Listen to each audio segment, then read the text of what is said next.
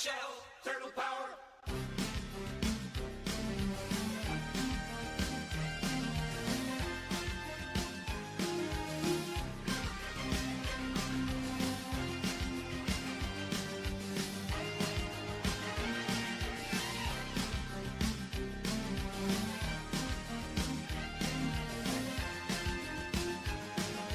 Heroes in a half shell, turtle power.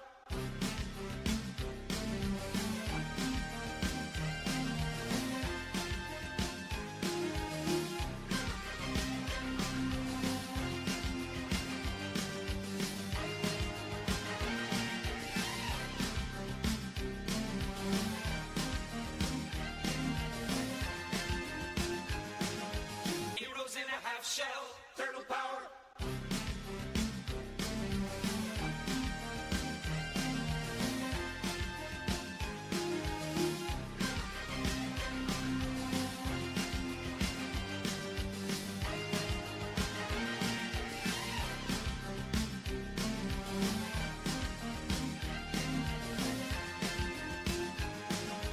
Heroes in a half shell, turtle power.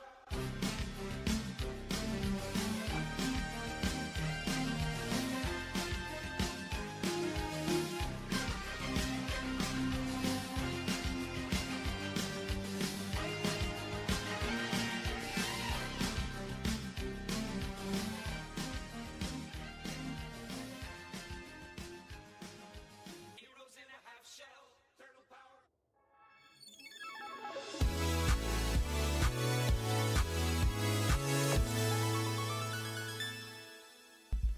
Hello, my fiery friends. Welcome to another awesome and fiery fun stream. I'm your host, the Infernoman here, and hopefully you're having a wonderful day wherever you are at. Alright, so, as the sun sets now on the Teenage Mutant Ninja Turtle set, we will, of course, got to do one final stream regarding the set before we say goodbye to it, at least for the time being. At some point, like, even though I always say, we bid fond farewell to a set, that doesn't mean it's going to be gone forever. We'll just, again, take a little break from it because, of course, next week, Secrets of Strixhaven is going to be jumping back into the format. So I'm actually really excited to get back to Strixhaven. But before we do, again, we're going to be doing one more giant Ninja Turtle deck. And what deck are we going to be playing today? Well, I'm glad you asked. So without further ado, let's just jump into it right now and talk about exactly what we'll be doing here and now. So of course, join me one more time in the Brawl format this week, as we of course going to be playing a deck that's all based upon Turtle Power. That's right, everyone. So, excuse me one second. Oh, this cough will never leave me alone. Okay. But of course, yeah, it's going to be the all 5 color Heroes in a Half Shell / Ninja Turtle deck. So keep in mind, I know the deck's pre-con is called Turtle Power, but just not to get it confused, this one is going to be an ultra budget build around Ninja Turtles. It won't use, of course, every card from the pre-con because those cards don't all exist in this format. I kind of wish they did, but at the very least, we'll throw together an ultra budget version of a 5 color Ninja Turtle deck that's utilizing cards exactly from the set. So everything you want to build here is coming exactly from Ninja Turtles proper. Having said that, of course, if you do like the deck, or at least maybe you want to see what more power you can add to it, of course, as always, when we get halfway through the stream, we'll go over an upgraded version of the deck to show you how much more power you can put into it if you actually just want to go all out. But before we get to that, let's go over again how we're going to do this. We'll go over the stats of the deck, we'll talk about every single card as fast as we can, and then we'll play as many matches as we can for the first half of the stream, and as always, the second half of the stream will be the upgraded version of the deck. We'll of course end it, as always, where we kind of discuss the good, the bad, and the ugly for the deck, and again, if you do like what's going on, we'll talk about again a little bit briefly about what's to come in the future. So let's go ahead, let's begin today with the start here and the stats. So long-time viewers of the channel know how we do it. We got to talk about the stats of the deck before we dive right in. So, Turtle Power here, our version of it is going to be, of course, 5 colors, average mana curve, 2.7, and we'll be rocking a total of 29 creatures in the deck. We have 8 instants, 8 sorceries, 9 artifacts, 6 enchantments, and 40 lands total. Alright, so, for those that haven't seen this or have been living under a rock, again, Heroes in a Half Shell is the alt pre-con face commander. So the main one we will actually not be using for the budget one. We'll talk about that one a little bit later on. But for now, Heroes in a Half Shell, 5 colors, Mutant Ninja Turtle, legendary creature, 5/5. It has Vigilance, menace, trample, and haste is just literally just a soup of keywords there. And it says whenever one or more mutants, ninjas, and or turtles you control deal combat damage to a player, put a +1/+1 counter on each of those creatures and draw a card. Very simple. We just want to do damage as fast as we can, hit our opponent up for some more stuff, pump up our creatures, and hopefully just smash our way to victory. Not too hard, right? Right? It's easy enough. So in order to get there, however, we will need a mix and mash of turtles, ninjas, mutants, all that stuff all under the sun. Everything from the actual set proper. Starting in the 1-drop slot, we have Featherbrain Flitcher here. Doesn't really do any damage for us. However, it will, of course, leave a food token if it leaves the battlefield. So early game little blocker here. And, of course, it just provides for us food. Leonardo, Leader, and Blue here, one of the other Ninja Turtles here. So you're going to see it's going to be pretty much slapping together every one of them in the pile. This version of Leonardo is the uncommon one. He's 2/1 and has Sneak for 5. However, when Leo attacks, if his Sneak cost is paid, creatures you control get +2/+0 until end of turn. You can also give Leo himself first strike if you need to. Sewer Valence Cam here, artifact with flash. I love this actual cute little artifact. It does quite a bit actually for what it does. When it enters, tap or untap a creature. Then you can sacrifice it for 4 mana to draw 2 cards. So you can kind of use this as a tempo play to kind of get blockers out of the way, or maybe you want to unblock your creature to make sure you can absorb a hit. Cowabunga. So for this one, dig 4 cards deep to reveal a mutant, ninja, turtle, or land card and put it into your hand. Guac and Marshmallow Pizza. That sounds actually disgusting, by the way. But again, if you do like it, I mean, hey, more power to you. But seriously, Guac and Marshmallow Pizza, and when it enters, you can give a creature +2/+2 until end of turn, and also you can untap it. So it kind of looks like a bit of a pseudo, I guess you would say, combat trick. And you can, of course, sacrifice it as a food for 30 life. Party Dude right here. So this one's going to be a unique little enchantment class. When it enters, you make a food token. Level 2, whenever an artifact an opponent controls puts into the graveyard, we can draw a card off of it. So if our opponent is very artifact heavy, this is actually a pretty good card to start hosing them and getting us some card advantage. Level 3, whenever one or more your opponents are attacked, up to 1 target attacking creature +X/+X, where X is the number of cards in your hand. So this can be also a nice way to kind of give one of our creatures a big amount of pump here. We'll have on the 2-drop slot here, April O'Neil, Kunoichi trainee here. She's a human ninja, so she does trigger off with Heroes in a Half Shell. When she enters, you scry 2, and she cannot be blocked by creatures with power 3 or greater. So she should be able to get some easy early game hits in. And as the game progresses, she should hopefully get some sneaky hits in herself. Dimensional Exile is one of our wow, I'm missing my train of thought here. Yeah. Dimensional Exile says whenever this enters, you exile a creature an opponent controls until the aura leaves the battlefield. So again, spot removal for us. I guess it's like kind of like an ossification from the Phyrexia set. So kind of the same thing. Pretty good. You just need to put it on a basic land, which is kind of the reason why we have a ton of basics, but we'll cover that in a minute. Another one of our cards here, Leader's Talent. So Leo leads here whenever he attacks. Put a +1/+1 counter on an attacking creature. Level 2 here. Whenever a creature you control leaves the battlefield, if it had a counter on it, you can gain 2 life. And when it gets to level 3, whenever you cast any spell, put a +1/+1 counter on each creature you control. We honestly just want this to kind of just start pumping up individual creatures to give them a bit more pump out of it. Lita, Little Orphan Amphibian here. Yes, we again have addressed this, but I'll talk about it again. Turtles are not amphibians. Turtles are actually reptiles. But again, for the sake of Ninja Turtles here and for the canon, I believe, we're just going to go with it. Any case, rambling aside, Little Lita here says that she has Alliance. Whenever another creature you control enters, choose one that has been chosen this turn. You can put a +1/+1 counter on her. You can create a food token, or you can just scry 1. So pretty good utility for this cute little turtle. Uneasy Alliance, a little bit different than Dimensional Exile here. It does take away a creature by giving them it takes away their ability to attack or block. So kind of at least use this for maybe like a commander that you also don't want to deal with, whether it's an attacking trigger or whatever, and then just kind of have them forcefully sit on the field. And then at 5, you can then sacrifice the aura and exile the enchanted creature. So this can be a good way to temporarily put like a stopgap on a creature until you're ready to get rid of it permanently. And then it leaves behind a 1/1 black ninja creature token. Crustacean Commando here is a 0/3, so Crab Mutant Soldier doesn't really get a chance to do much attacking wise, but when it enters, you create a mutagen token. So the mutagen tokens, as a reminder one more time, you sacrifice these tokens to put +1/+1 counters on creatures. So you can make certain creatures bigger as you like to as the game progresses.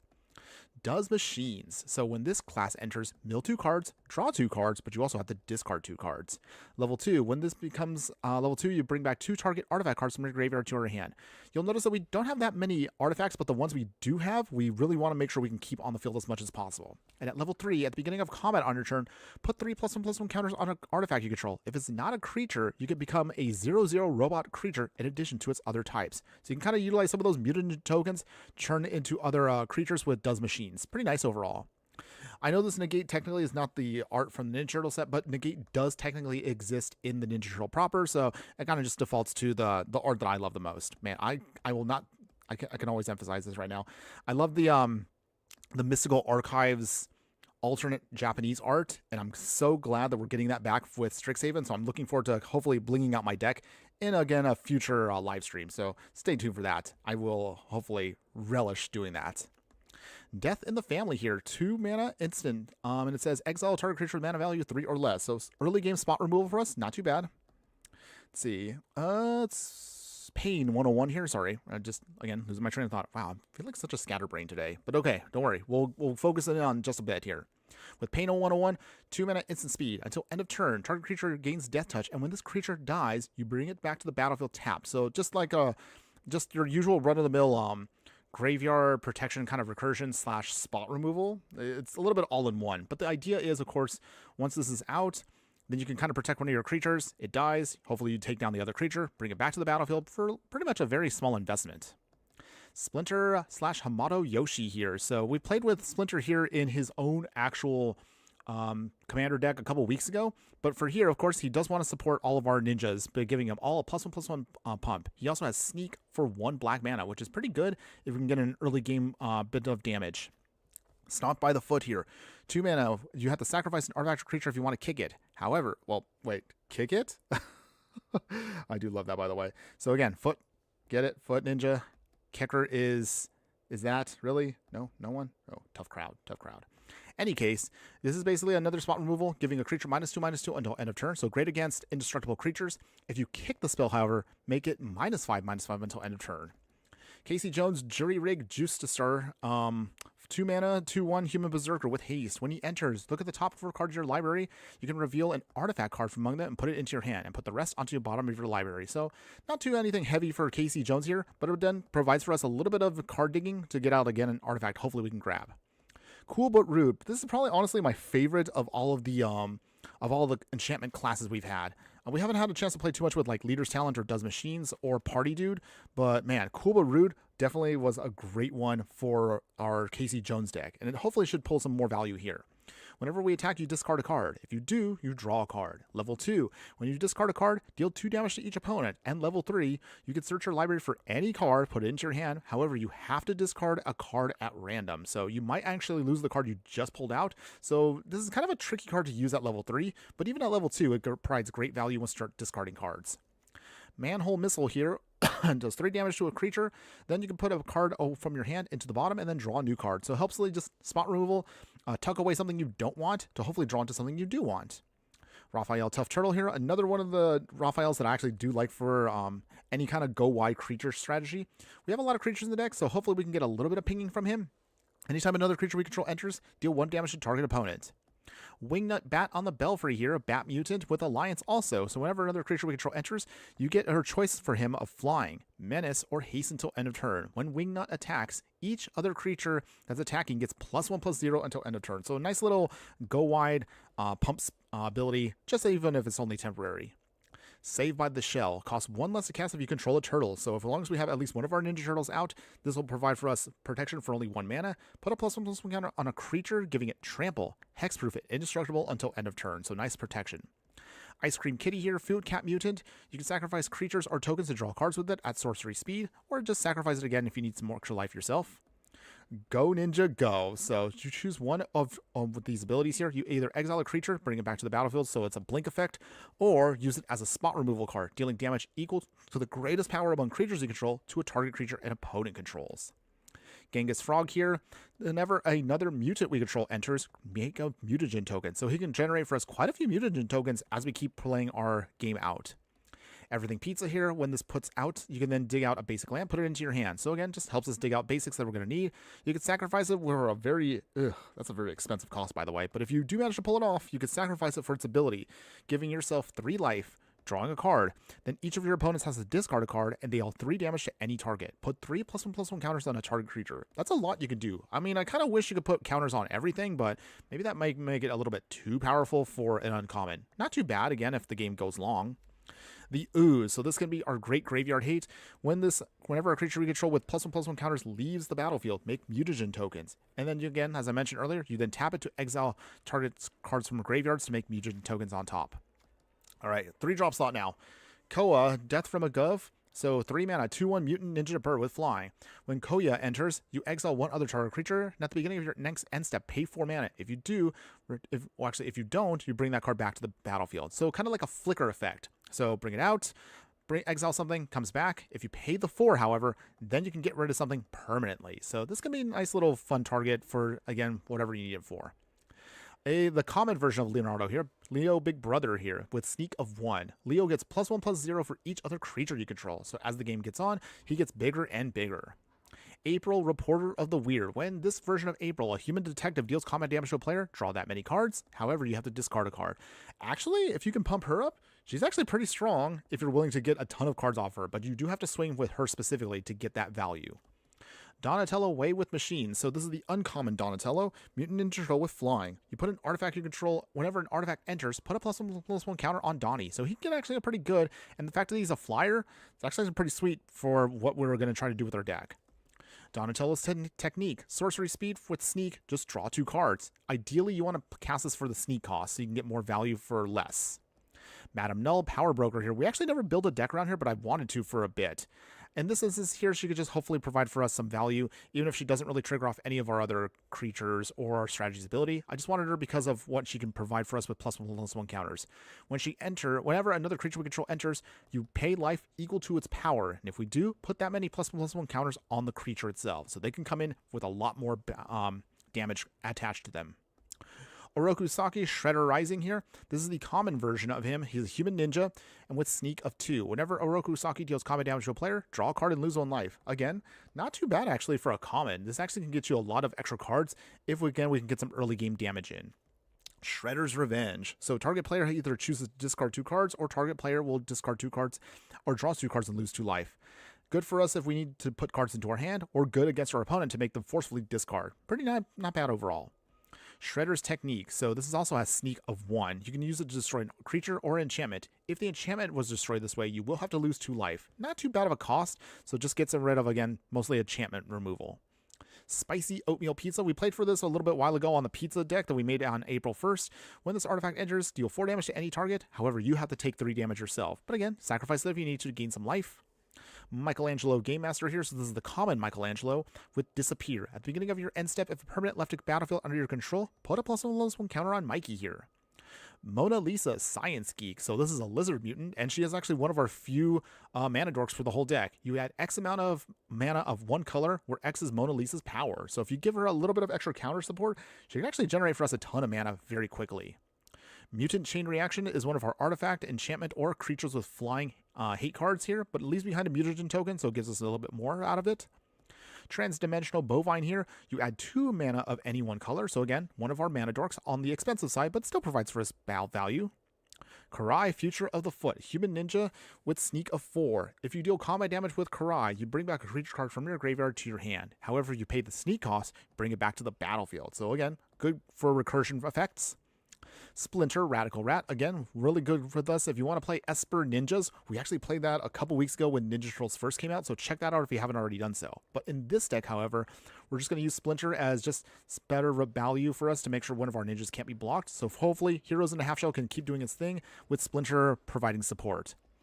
Tainted Treats here can destroy an artifact or a creature, so this is mostly our artifact card hate. However, if the mana value was 4 or less, leave behind a food token that we can use. The Turtle Van. So for 3 mana, this is an artifact vehicle. When this vehicle attacks, put a +1/+1 counter on a creature that crewed it.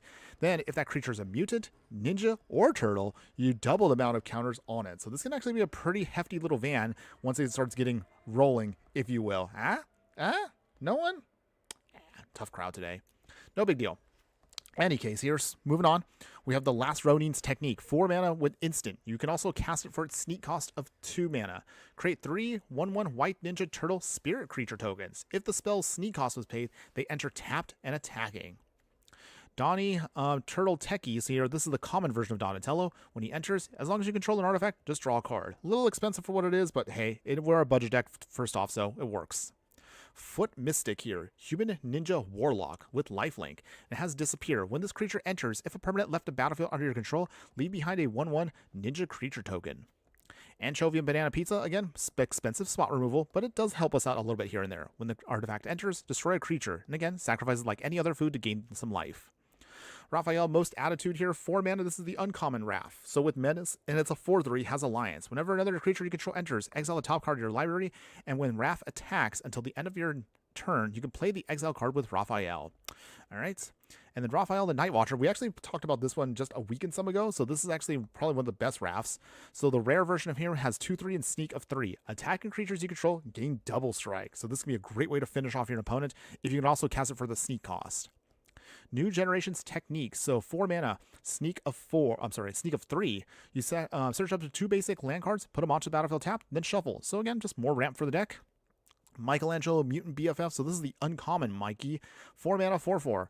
Each creature you control with a counter on it can't be blocked by more than one creature. When Mikey enters or attacks, leave behind a mutagen token. Lessons from life. Okay, so real quick, I just want to talk about this for just a moment here. I know I probably mentioned this several times, but one more time, lessons from life is just, I don't know, it's just a weird thing to know that they have this kind of meta humor with it. I'm well aware that because this is a Universe Beyond set, you can kind of get away with this kind of stuff. But again, you look at the card art, the Ninja Turtles are literally playing Magic the Gathering within a Magic the Gathering card. I mean, I really just don't even know what to say. Some people say this is cringe. Some people are like, this is hilarious. I don't know. I'm kind of in the middle. Like, I don't know how I feel about having the game reference itself within the cards, unless if it's like, you know, like a promo card. Promo cards I don't really care about, but stuff like this in a main set, I don't know, it just feels kind of off. But I mean, I don't hate it. If nothing else, at least the card is somewhat playable. You draw 3 cards with it, put a land card from your hand onto the battlefield tapped. I mean, that's not too bad, right? But I don't know. Just let me know what your comments are when it comes to this kind of stuff, everyone. I don't know. I don't know if it really rubs me the wrong way or it's just kind of weird, but it is what it is. Anyway, wrapping this up, we're almost done, everyone. Jenica Bad Apple Big Sister here, 5 mana, Mutant Ninja Turtle. When she enters, create a 2/2 red mutant creature token. If you don't need that, you just plain cycle for 2. Venus Torn Between Worlds here, so 5 mana, Mutant Frog Turtle here, 5/5. When Venus is dealt damage, you put that many +1/+1 counters on her. However, as it says in the rule text here, she has to survive the damage to get those counters. Whenever a creature you control with a counter on it deals combat damage, pay a blue, and if you do, just draw a card. And then finally, the Turtle Blimp. At the last of our vehicles here, 5 mana. When this vehicle enters, make a 2/2 red mutant creature token, and you can crew it for 2. Now again, since we are building around just the cards only in the Ninja Turtle set proper, we are a little bit more limited than usual, but it is a budget deck, so we work with what we can. So 7 plains, 5 islands, 7 swamps, 5 mountains, 8 forests, and each of the duels they were allowed us into this set, which is Foot Headquarters, TCRI Building, Illegitimate Business, Dimension X, Mutant Town, and then of course a couple of fetches with Escape Tunnel. Northampton Farm Hero can help us exile stuff and bring him back to get more value, and the Turtle Lair to then cast for anything, only to cast ninja or turtle spells, and of course making a ninja or turtle unblockable. And that is the whole deck, everyone. So can Turtle Power in an ultra budget form actually get us any wins today in the Brawl format? Well, only one way to find out, so let's give it a shot, everyone. But again, first off, thanks again for hanging in there for that whole explanation. I know sometimes for some people, they don't really care, but I try to do an explanation because some people out there, again, may not know every single card. So I try to do it purposely just to make sure that people that do want to follow along at least understand the gist of what's happening. So, again, appreciate that, everybody. All right, going back to the chat here, Noobishly Foolish. Good evening. Well, actually, for me, it's good afternoon. But thanks again for joining us today, Noobishly Foolish. How you doing today? And hopefully you're having a wonderful day wherever you're at. Thanks again for also using those wonderful tokens. Let's see. And then a 5 stream streak for you, Noobishly Foolish. That's good. I appreciate you being here and providing that support. I don't know if you pop up on the chat there, but okay. Don't worry. They'll pop up eventually. All right, still waiting for our opponent here. Whichever opponent jumps in first, well, again, we'll just play with whatever we got. Even though this is an ultra budget and it's not exactly the pre-con one, we're still hoping we can at least get 1 or 2 wins with this version of the deck. Okay, looks like we're playing against a person using Sokka, so it's Universes Beyond versus Universes Beyond, everyone. All right, let's see. Let's lock in. Let's see if we can make this work. All right. Oh, wow. Well, this is awkward. We have all red cards and not a single red mana. Okay. We'll have to mulligan this. Okay. This is usable. We can play with this. So for obviously our deck today, since we're playing mostly on a much more casual level, that's why you'll notice we're not going to be doing the ranked stuff. We'll hold off on ranked Brawl. If the queue goes away, that's fine. But at least for here, we'll try to work with what we got. April O'Neil first. All right, so her scribes provide us a little support here. Okay, that's good. So we got 1, 2, 3, 4, 5. Okay. Put back the swamp. At the very least, having basics means that everything enters untapped, so hopefully that shouldn't hurt us too much. Oh, already? Opponents? Okay. Free win? Okay. I'll take it, I guess, but I mean, I'm assuming our opponent did not get their land drops, so yay for us. Free win, but that didn't really explain or show off what the deck is capable of, so it's all good. Free wins are free wins, everyone. If nothing else, those help get your dailies done. Always get your dailies done. Always going to remind that, kids. Get at least 4 wins if you're going to play Arena daily. So you can at least get, what is that? 250 for the first win. 100, 100. So that's 450 total in gold just from getting 3 wins. And then the 4th win. Actually, no. That's. Wait, I'm messing my math here. No, you should be getting 250 for the first, second, 100, third, 4th. So it should be 550 gold.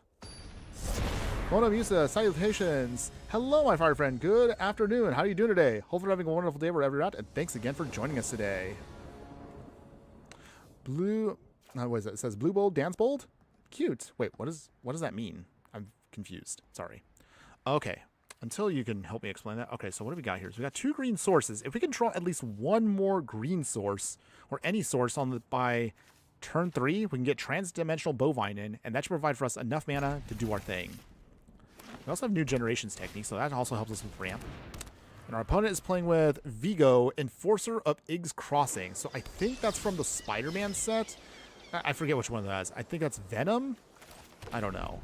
It's hard for me to remember Omen Pass versus their Spider-Man counterparts, but here we are.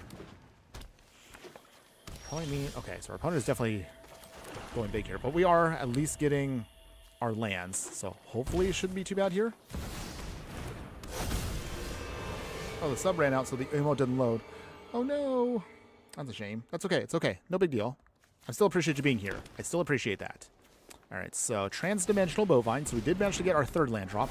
It is a Flying Ox, though, which is actually hilarious, but at least this now gets us the ramp we need. We definitely need to start ramping. Opponent here is going to swing. Ugh. Ogier is painful. Does he get out? Oh, he puts on a Galta. Okay, well, that is going to be a little scary, but we're going to try here, everyone. We're not giving up just yet. Okay, so anchovy and banana pizza. Let's see. Galta's scary, but Ogier will just keep getting more and more value. So it comes back as a land. Saved by the Shell can't do anything with that, so we'll wait it out. Okay, so let's see. New Generations technique I would like to do now. Oh, last march of the end. Okay, our opponent is Ramp Central. So they got everything there. Okay. All right, opponent, what shenanigans do you have? Oh, Mikey. Wow. They went big, big. Well, I think we're dead here. All right, opponent, I can't do anything, so that's Xaxes. I mean, I can sacrifice the anchovy and banana pizza to gain some life, but that's not going to help us, really. It just... Oh, they already got Junji. All right, well, we're dead. Wow. Talk about an explosively nasty victory against us there. That sucked. Okay. I guess that makes up for the free win we just got. Boo. Mono Musa. Day's been good. The Secrets of Strixhaven card pool is in MTG Arena now, so I've been using Ornate Imitations to use them early in my Jank Timeless deck, and that only works against the AI because it's so inconsistent. That's right. So once we're done today, now that you brought that up, I'll start brewing, of course, for what we're going to be doing for next week's first live stream. The live stream next week for Strixhaven will come out. Hopefully, I should try to make it due on Friday. Ideally, I would love to try to stream a little earlier than that next week, so that way once Strixhaven drops, we can start doing our live streams. But we'll see what happens, guys. It's only just because, again, next week, well, actually, the next couple weeks is going to be a little bit of a funky schedule for me. I'm trying to get a bunch of stuff done. I'm trying to also prepare a couple more things that hopefully we can start doing soon. But I'll put up a vote maybe later today, or if not today, tomorrow for sure. One of these days, we'll put up a vote. What school should we build our first deck tech around? So I already have ideas for the live streams, but again, I want to ask you guys, like, what do you want to see first? You want to see Lorehold, or do you want to see Silver Quill, or I don't know, Quandrix? I don't know, I'm not feeling Quandrix personally, but if you guys want to see it, that's cool. Or Prismari, and then we'll build some fun, awesome budget decks around that. I will, of course, address every single school, so don't worry, we will be doing some awesome stuff around everything. Looking forward to this set. Oh man, Strixhaven is going to be a lot of fun this time around. Okay. So we got a couple of tapped duels, which is not bad. We'll get Dimension X out first, gain some life. Opponent is playing with Sanar, Innovative First Year. So he's actually from the Strixhaven lore, but he actually has a card from the set. So we'll see how that looks when that time comes. Okay. So we have all the colors we're going to need eventually. We need green, though. It's the only color we're missing here. Saved by the Shell, okay. Black, I think we might have to, we'll cycle, no. I don't know if that's actually going to help us, though. Maybe just keep Jenica in hand. Okay, got a blue source. Play the island, so I guess we'll just do it this way. Play the Ooze. Okay, if Jenica was able to get out for us a planes that had green on it, that actually would help us, but it's all good. Alright. Got another plane. Where is our green? We need our green source, by the way. We'll try if we can get it, but for now, let's play Jenica proper. She leaves for us also a mutant, so I guess that's helpful. Senar. What's his ability? Okay, he has a Vivid. Okay, so he gets Magman Artillerist. Huh. Treasure Hunt. No. So, okay, I see the gimmick here. So what he does with this deck, and it's actually kind of dumb here, but okay, you got us, opponent. So whenever they discard one or more cards,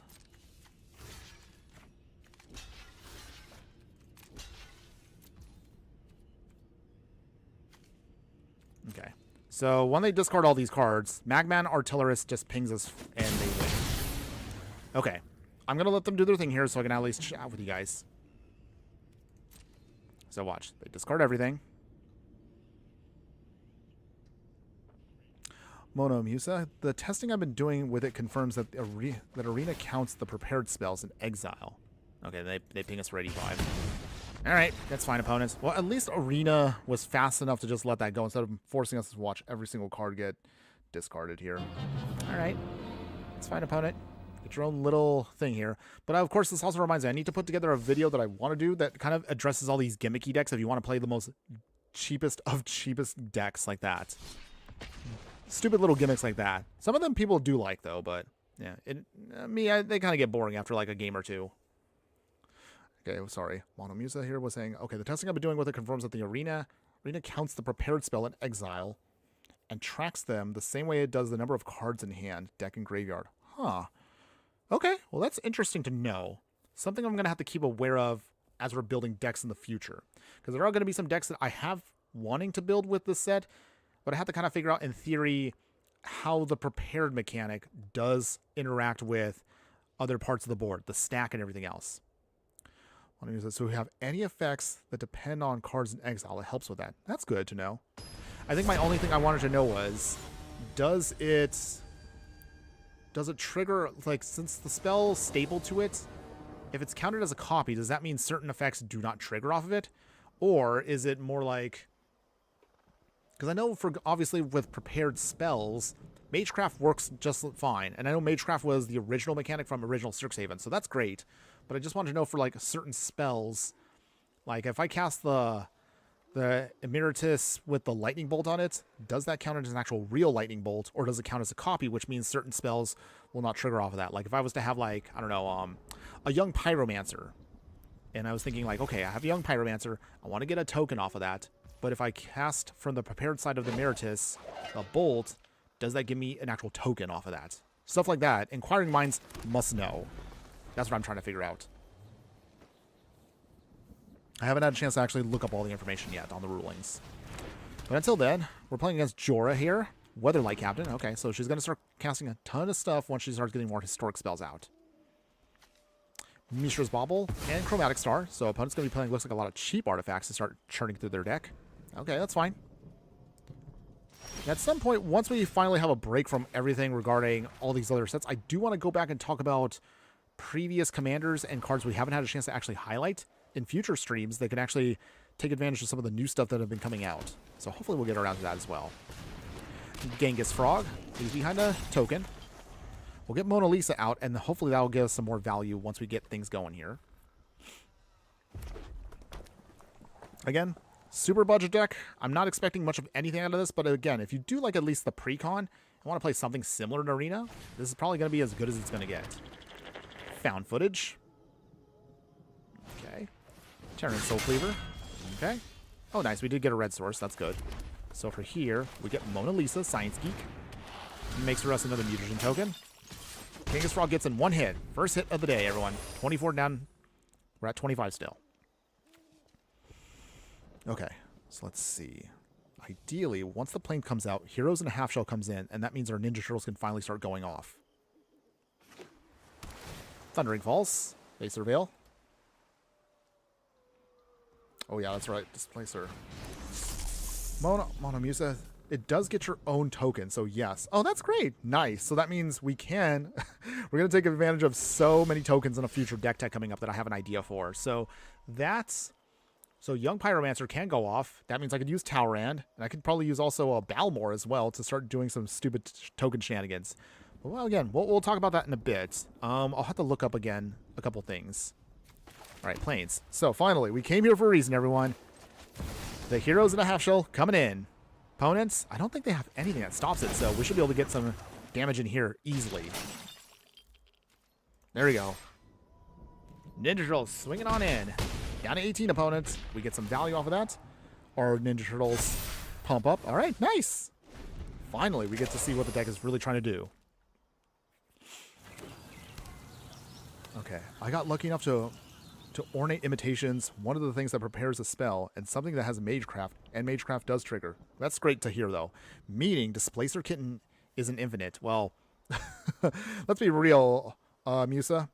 I mean, what doesn't combo off with Displacer Kitten? Displacer Kitten just combos off with everything in a ham sandwich. No, I'm serious. Having said that, I realized we actually never played a deck that was focused on Displacer Kitten infinites. Maybe we could do that for... Strixhaven coming up. I'm hoping we can. That should be a really exciting game plan, by the way.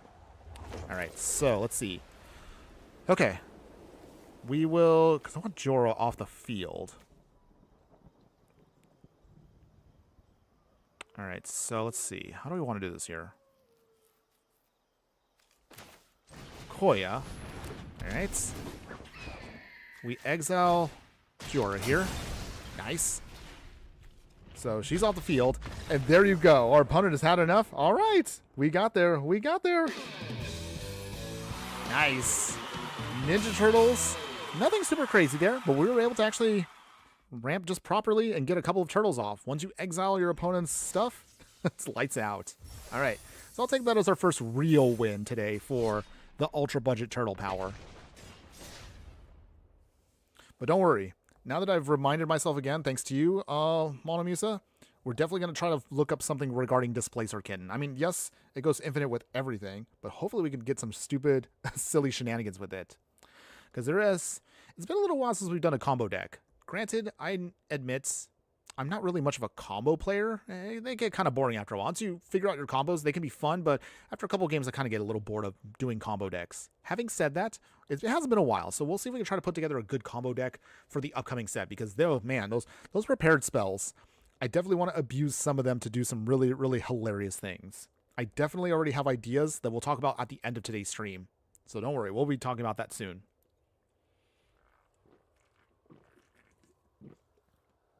Okay, come on, opponent. Waiting on someone here. All right, so question.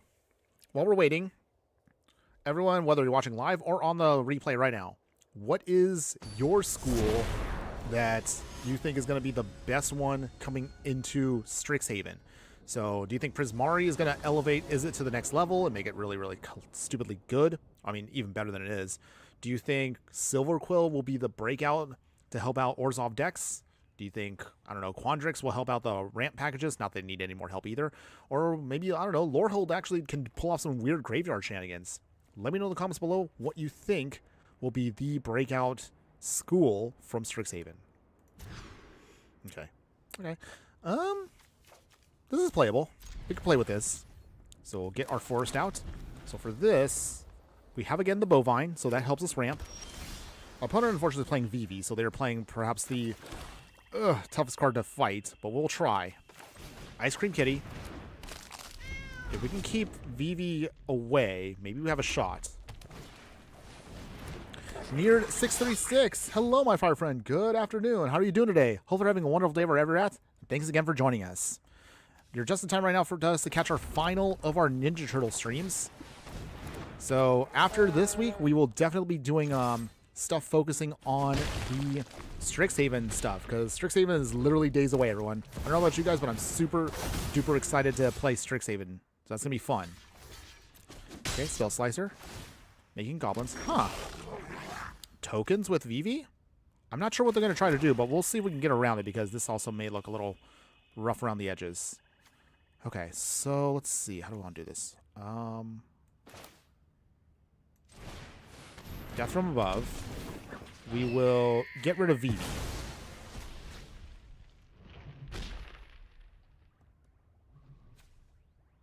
Okay, opponents. I just really love this stupid timeless deck I have, since I made it just for the purpose of testing cards before the set actually comes out. Ooh. But I mean, those are the best decks. We love jank here. I'll definitely say that. All right. Got that out of the way. Maybe I should have exiled something else instead. It's okay. It's okay. We're just trying to put out bodies for now. Aw, they play a Braid. Opponent. Aw. Well, there goes our graveyard hate. I know Vivi doesn't really care about graveyard shenanigans, but just trying to see if we can get stuff going here. So we got 1, 2, 3, 4, 5, 6 from Transdimensional Bovine. I kind of wish the Bovine could actually do 2-mana of any color mix you want, but yeah, sadly we just can't get there. Okay. Block with that. Surprised they actually use the Ornithop. Oh, okay, it's because they want to make sure Seer Slice or Goblin goes off. Okay, so how do we want to do this here? Alright. Play the Foot Mystic. Just trying to get bodies out. Opponents. Scatter Ray. Okay. So they ping. But we will counter that. Okay.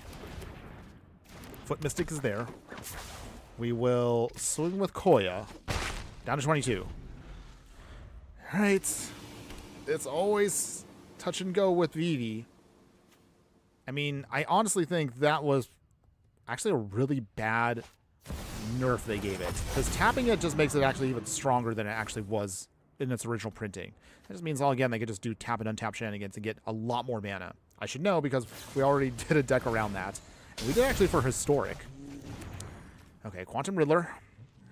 So they also bounced away our Bovine, so that means we lose our ramp. Okay. Opponent swinging. Yes? No? Okay. Block with Foot Mystic. At least we get the life gain, so we'll go out to 24, so I guess that's not too bad. They're going to keep making more tokens. Quantum Riddler goes bye-bye. Neared. I'm new to Magic, so I don't know much about Strixhaven, but I probably have to choose Silverquill because it looks cool to me. Okay. Well, appreciate you joining in here. How new are you to Magic, if you don't want me asking? I always like to hear from new players out there. Where'd you begin, and what got you into the game? Opponents. Come on. No. There goes our bovine. Oh, jeez. Okay. So now we're going to be struggling just a little bit here just to get things off the ground. We'll hold back on attacking. That bovine. Oh, losing that bovine really did hurt us. Hey, Quantum Riddler. They draw into the card, and now they have a big flyer. Okay. It's all right, everyone. We're going to try. We're not giving up just yet. All right. TV. Blow away the whole board. Okay. Planes. Oh, all right. I mean, I guess we can play Jenica. We leave behind a token. So at least we have some bodies on the field. So we're not, like, completely defenseless. Hopefully. Quantum Riddler swinging. Free damage. Down to 18. Okay, Madam Null. Okay, well, something. At least she has Death Touch, so Vivi can't just swing it all willy-nilly here, but neither can we. It's okay. It's okay. We're still going to try, everyone. We're not giving up just yet. Okay, Firebending Student. Okay, from Avatar. Man, Firebending Student was one of those cards that, man, I really wanted to like this card. I wanted it to go off, and it can be fun. We managed to build a deck around it, but it just didn't pop off as much later on into everything. Okay, we need a blue source. Without a blue source, we cannot do anything, so we're going to have to wait it out. Come on, blue source. We need one blue source. Any blue source, and then our turtles can come in. Hexing Squelcher. So now everything they have has Ward of Pay 2 life, so that means they're protected. Oh boy. Tainted Treats. Okay, well, I mean, I guess that's something. Hold on, actually. I forgot we could do this at instant speed. So let's see. No attacks. Let's see what they do. Alright, they're going to start drawing more cards. Firebrand Archer. Okay. Do they swing? Okay, Quantum Riddler. Okay, well, about to take the damage here. Pay the 2 life. No, they have to dispel. Okay, well, unless we get our next source of blue mana on the next turn here, we are dead. When it pings us. Pings us. Well, at least we're not going to pay the 2 life now, so we decline that. So we go to 4. Ooh, that's no good. Ouch. Okay. You got into... Oh, okay, so the Ninja Turtle set was the set you got you into that. Wow, you're very new. Okay, well, thanks again for joining us. I will tell you right now from personal experience, and again, like, I know some people have talked back and forth. Well, I know some people in the Magic community are not fond of this set. It honestly is not that bad. Me, personally, I am a fan of Ninja Turtles personally. Well, I wasn't sure how I felt about this set coming into the trading card game itself. After now playing with it from day 1 to now, honestly, it's not that bad. At least this set has a lot more fun to it than, say, like, the Spider-Man set. The Spider-Man set felt like it was just like, oof. They really didn't put too much effort into that. But at least the Ninja Turtles ones felt a little bit better. Okay. Yeah, there's no way we can win here. So with the Quantum Riddler smashing into us, we don't have a blocker in the sky, so... Cowabummer. Alright. Ouch.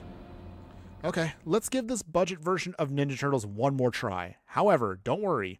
If you still like at least playing Ninja Turtles in 5 colors, we do have at least one upgrade to it that we can really bolster the power of this.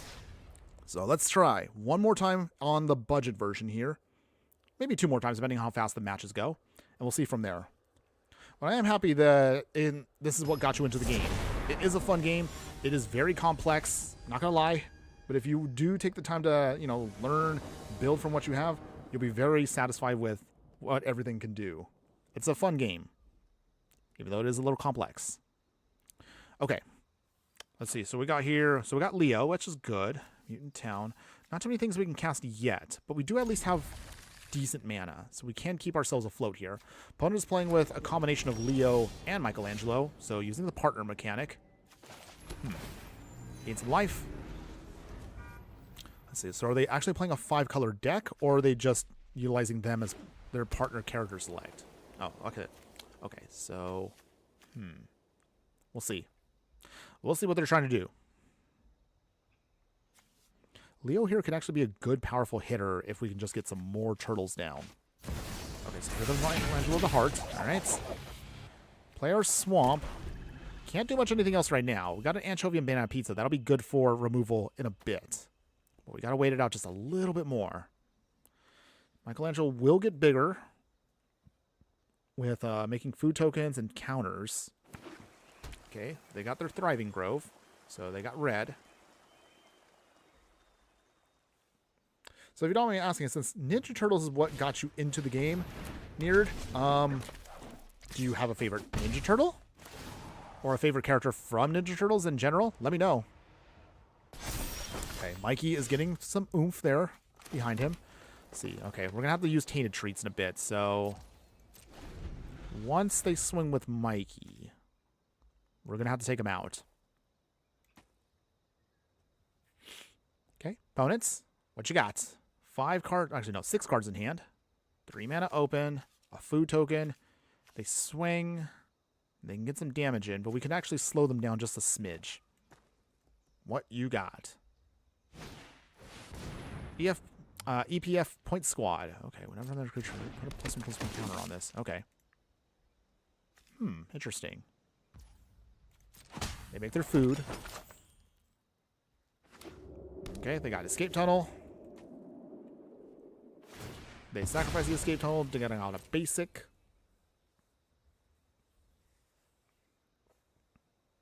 Alright. Opponents. Which color are you going to get? Got their island, alright. Swinging. They do. Tainted Treats. Say goodbye to Michelangelo there, at least for the time being. They'll probably put him back into the command zone. Okay. They don't take damage from Lita. Okay, we did get a white source, which is good. So from here, what do we want? I want the Foot Mystic. I think we'll put down the Foot Mystic. Okay. We can start making ninja tokens if we can sacrifice our food, so that actually might help us out a bit. Okay, we also have Anchovy and Banana Pizza also for removals, so we have options. Okay, here comes Leo. Alright. Forgot, whenever a token you control enters, you may put a counter on each creature. Okay, so that means she makes a food token. Leo will pump up the whole team. Okay. That's a cute little combo. Swinging? Maybe? They do. Okay. Here, my favorite is tough. A tie between Leo and Mikey. Okay. So, fan of either Leo or Mikey. Interesting, interesting. Me, if I had to pick, and I know it's going to be, of course, I feel like such a cliche, but yes, I am a Raph believer. Love Raphael, always enjoyed him, no matter what. All right, let's sacrifice the food. So we're going to sacrifice the food for one reason. We want to just stabilize. So unfortunately, though, that means Disappear doesn't work on this because it's a token, so it doesn't really help. Turtle Blimp. They make their mutant. So that's a token. Leo, of course, can trigger off. Ugh. It's going to get a little tough here. But now that we have everything else, we can get a red source, then Heroes in Half Shell can be played. If not, we're going to have to look at maybe using Saved by the Shell. Maybe Leo Big Brother here to start getting some more power. Something to help us survive this hit, because also this is not going to be good for us. Okay, opponents. What you going to do? Swing. Okay, Turtle Blimp. Wait. Why'd you bring on the Turtle Blimp, opponents? You you can't attack this turn with the Blimp because you just played it. I don't know if they remember that, but oops. It's okay though. It's okay. I mean, they have already enough power where they can just start swinging at us anyway, but I guess that was a miss on their end. It's all good though. We all make mistakes like that, everybody. Okay, Leo swinging. Point squad swinging. That means that's going to be... Ugh, that's 11 damage coming to add us. We can block it, but we really don't want to. Okay. Okay, we'll just take the hit. Take a whole 11 damage, down to 10. Okay. Another island doesn't really help us, but okay. Guess we're going to play Leo. He gets a little bit more power for every creature we have, so he's a 3/3. It's not too bad.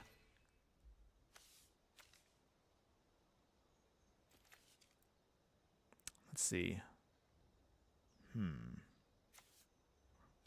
No attacks yet. We're going to save our save by the shell, and we also have a negate, so we do have some protection and counter shenanigans, just in case. Let's see. Raph is pretty cool. I do love Raph, though. But I guess that's just, maybe I just associate with him more. I know a lot of people tend to have Raph as their favorite. Never probably needs a little bit more love. I don't know. Donatello, I've actually grown to like Donatello a little bit more as I've gotten older. Mostly just because I kind of get where he is with being, the tech guy of the team. Kill a Smoke. You need Foot Mystic to enter. Yeah, I realize now I really should be reading the cards more often. But if nothing else, appreciate you being here, Kill a Smoke. How you doing today? Hope you're having a wonderful day wherever you're at. And thanks again for joining us. Yeah, I misread my card. I should have read my cards. Always read your cards, kids. Always read the cards. Let's see. Lapon. Played a Turtles deck in Standard today. I was playing my Golgari Foot Token Squirrel deck. That's hilarious. But thanks again for joining us today. How are you doing, by the way, Laplan? Hopefully you're having a wonderful day wherever you're at. When I was a kid, Leo was my favorite because I thought he was cool. But as I gotten older, I started to like Mikey way more and more. Okay. The party dude. I mean, and I guess also I suppose it depends on which version of the Turtles you like. Because I know all of them still have their personalities, whether you're reading the comics, watching the cartoons. I know some of them are a little bit more lackadaisical about how they portray the Turtles. But some of them, I mean, I guess no matter which version of the Turtles you like, they still kind of have their core personalities. And either one of them, they're all pretty fun. I do like enjoying all of them.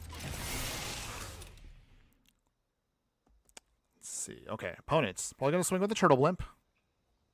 Sneaky Toilet. Hey, my good sir. How you doing? Hopefully you have a great day. Well, thanks again for that. And thanks again for joining us today, Sneaky Toilet. How are you doing? Hopefully you're having a wonderful day wherever you're at. You're just in time, of course, to see us do our one final farewell deck tech again using the Ninja Turtle set. But from here, after this, we'll be going into Strixhaven next weekend. But again, I wanted to, of course, do a proper farewell for our turtle friends. All right, so we're going to do Saved by the Shell. Let's see. I guess we'll have to put it on top of... Let's see if the Foot Mystic is there. Well, the Foot Mystic gives us life. So I guess we'll do it that way. Okay. And then, I mean, that doesn't help us either. Okay, so... Point Squad gets blocked. Yeah, this is a bad block no matter what we do. No matter what we block, we're pretty much dead. Let's see. Oh, jeez. Okay.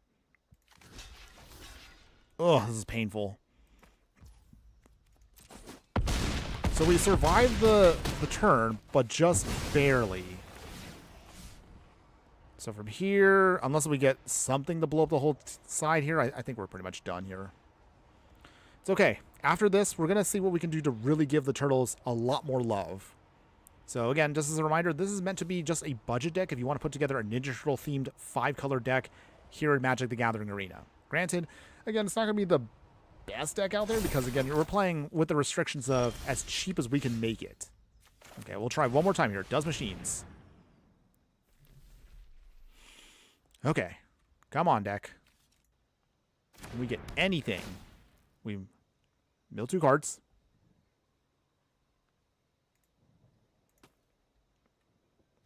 Okay, mill 2 cards. Draw 2. Discard 2.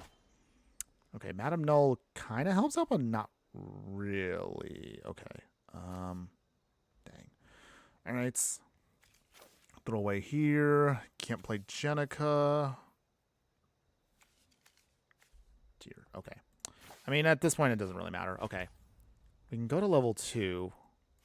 They can bring back nothing. Okay, Toots. Alright. Madam Null. Eesh.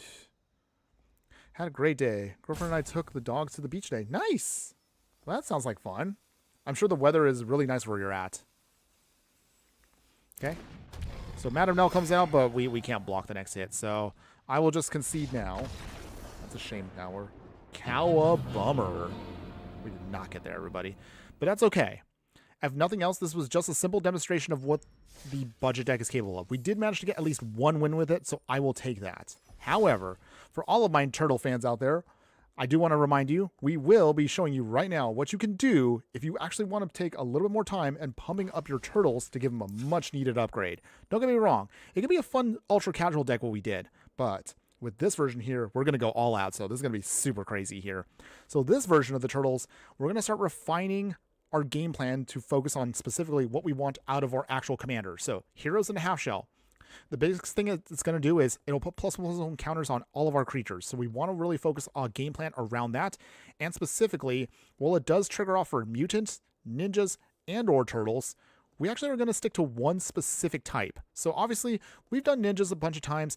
Mutants sounds fun, but I want to do a turtle deck. So this version here is upgraded to focus mostly on the turtles themselves while providing a lot of extra support to make sure their game plan can go off. So starting here at the top here, with our free spell, Mox Amber, you tap it for 1 mana of any color among legendary creatures or planeswalkers you control. So this again, as long as any one of our legendaries is out, we can use this for mana ramp. Authority of the Consuls will slow down enemy decks to make sure that their creatures enter tapped and we can gain life off of that. We are a 5-color deck, so we need to stall as much as we can as we ramp out our plan.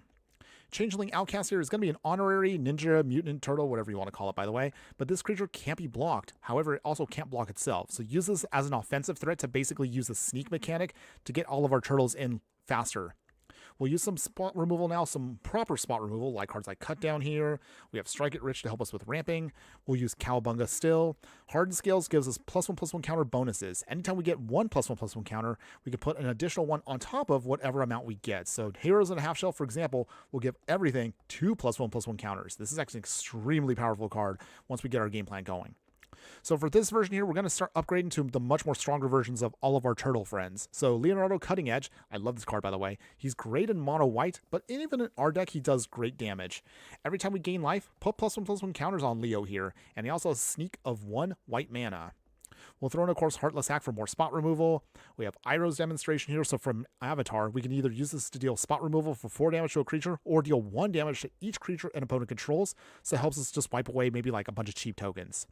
We do need actually good ramp for this deck, so we're going to use Farseek / Newfound Avengers from Final Fantasy.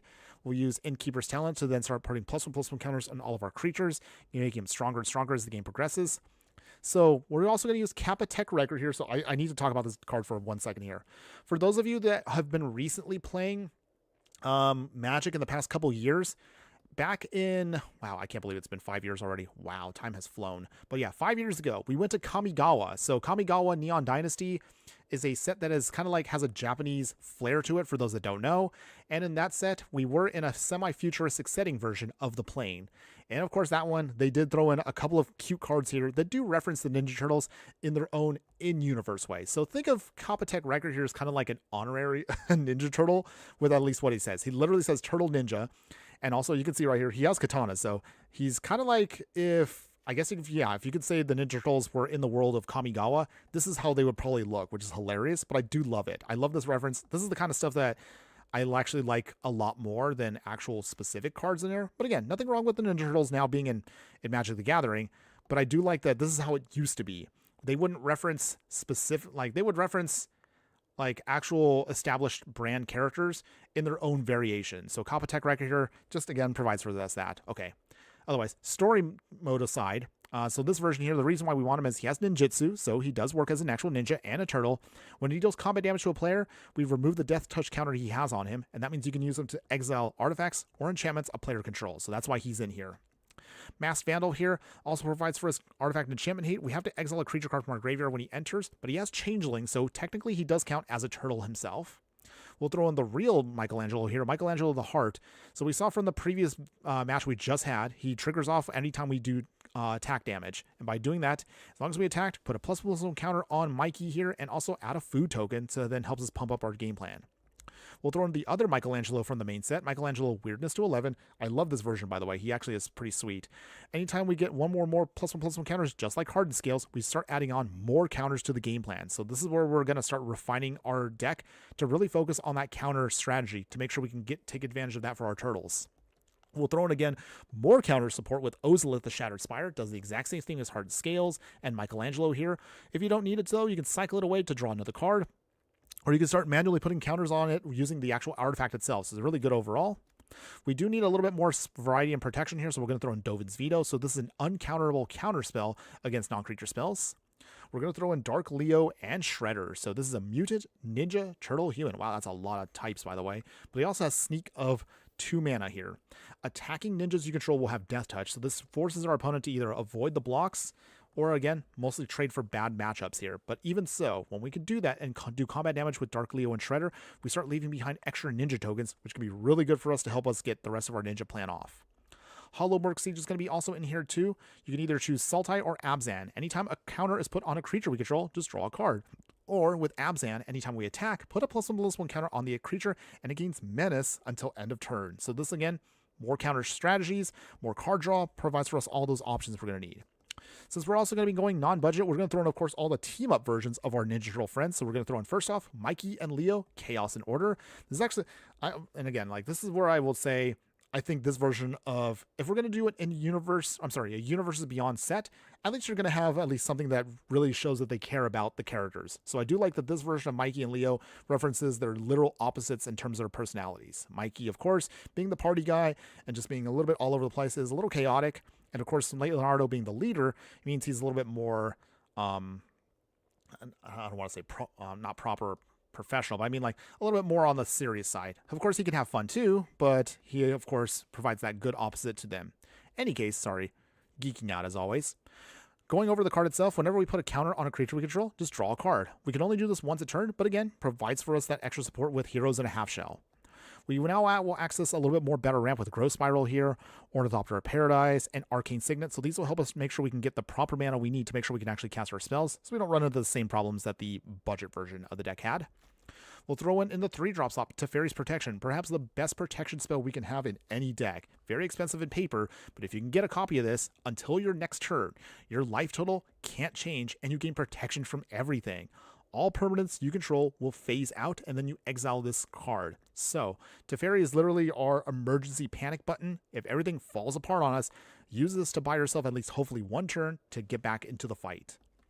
Going to this, however, now we will throw in, of course, the mythic version of Donatello, Donatello the Brains. So if one or more tokens will be created under your control, create that many tokens plus a mutagen token. So help us create those mutagen tokens we could use to sacrifice for value or whatever we need.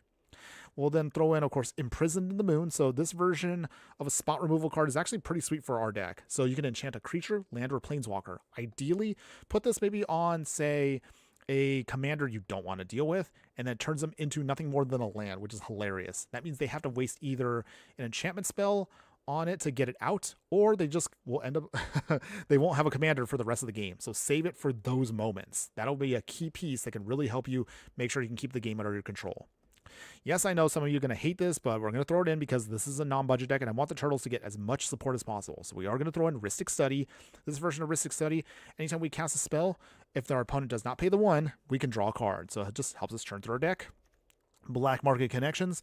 This allows us to create whatever we need to at the beginning of our main phase. But keep in mind, as I mentioned this many times, this card, you can't turn it off. So you might end up killing yourself a couple times if you're not careful with what you're paying for. However, lose 1 life, make a treasure token. Lose 2 life, create a Shapeshifter Changeling token, which can be counted as a turtle, and then pay 3 life to then create, 3 life is for the Shapeshifter, and then 2 life helps you draw a card. So I forgot to mention that. So you can actually pay for everything at once, but that's also 6 life you're going to be losing a turn. So be careful with how you pay this. We'll throw in Fight Rigging here with Hideaway of 5. Hideaway simply means that you can look at the top 5 cards of your libraries, exile one of them face down underneath the Fight Rigging itself. Then later on, once you trigger its other ability, you can then pay the card you put down for free. In this instance, to get that free card, you have to basically get a creature with power 7 or greater onto the battlefield after you then trigger off Fight Rigging. Realm Walker here, again, honorary turtle because it has Changeling. Of course, you're going to name turtles, then start looking at the top card of your library anytime, and then start casting creature spells of the chosen type from the top of your library. We'll throw in, of course, Turtle Power, giving all of our turtles +2/+2. We, of course, do have some ninja shenanigans, so we are going to throw in Kaido Shizuki here, the original helpful planeswalker for ninjas.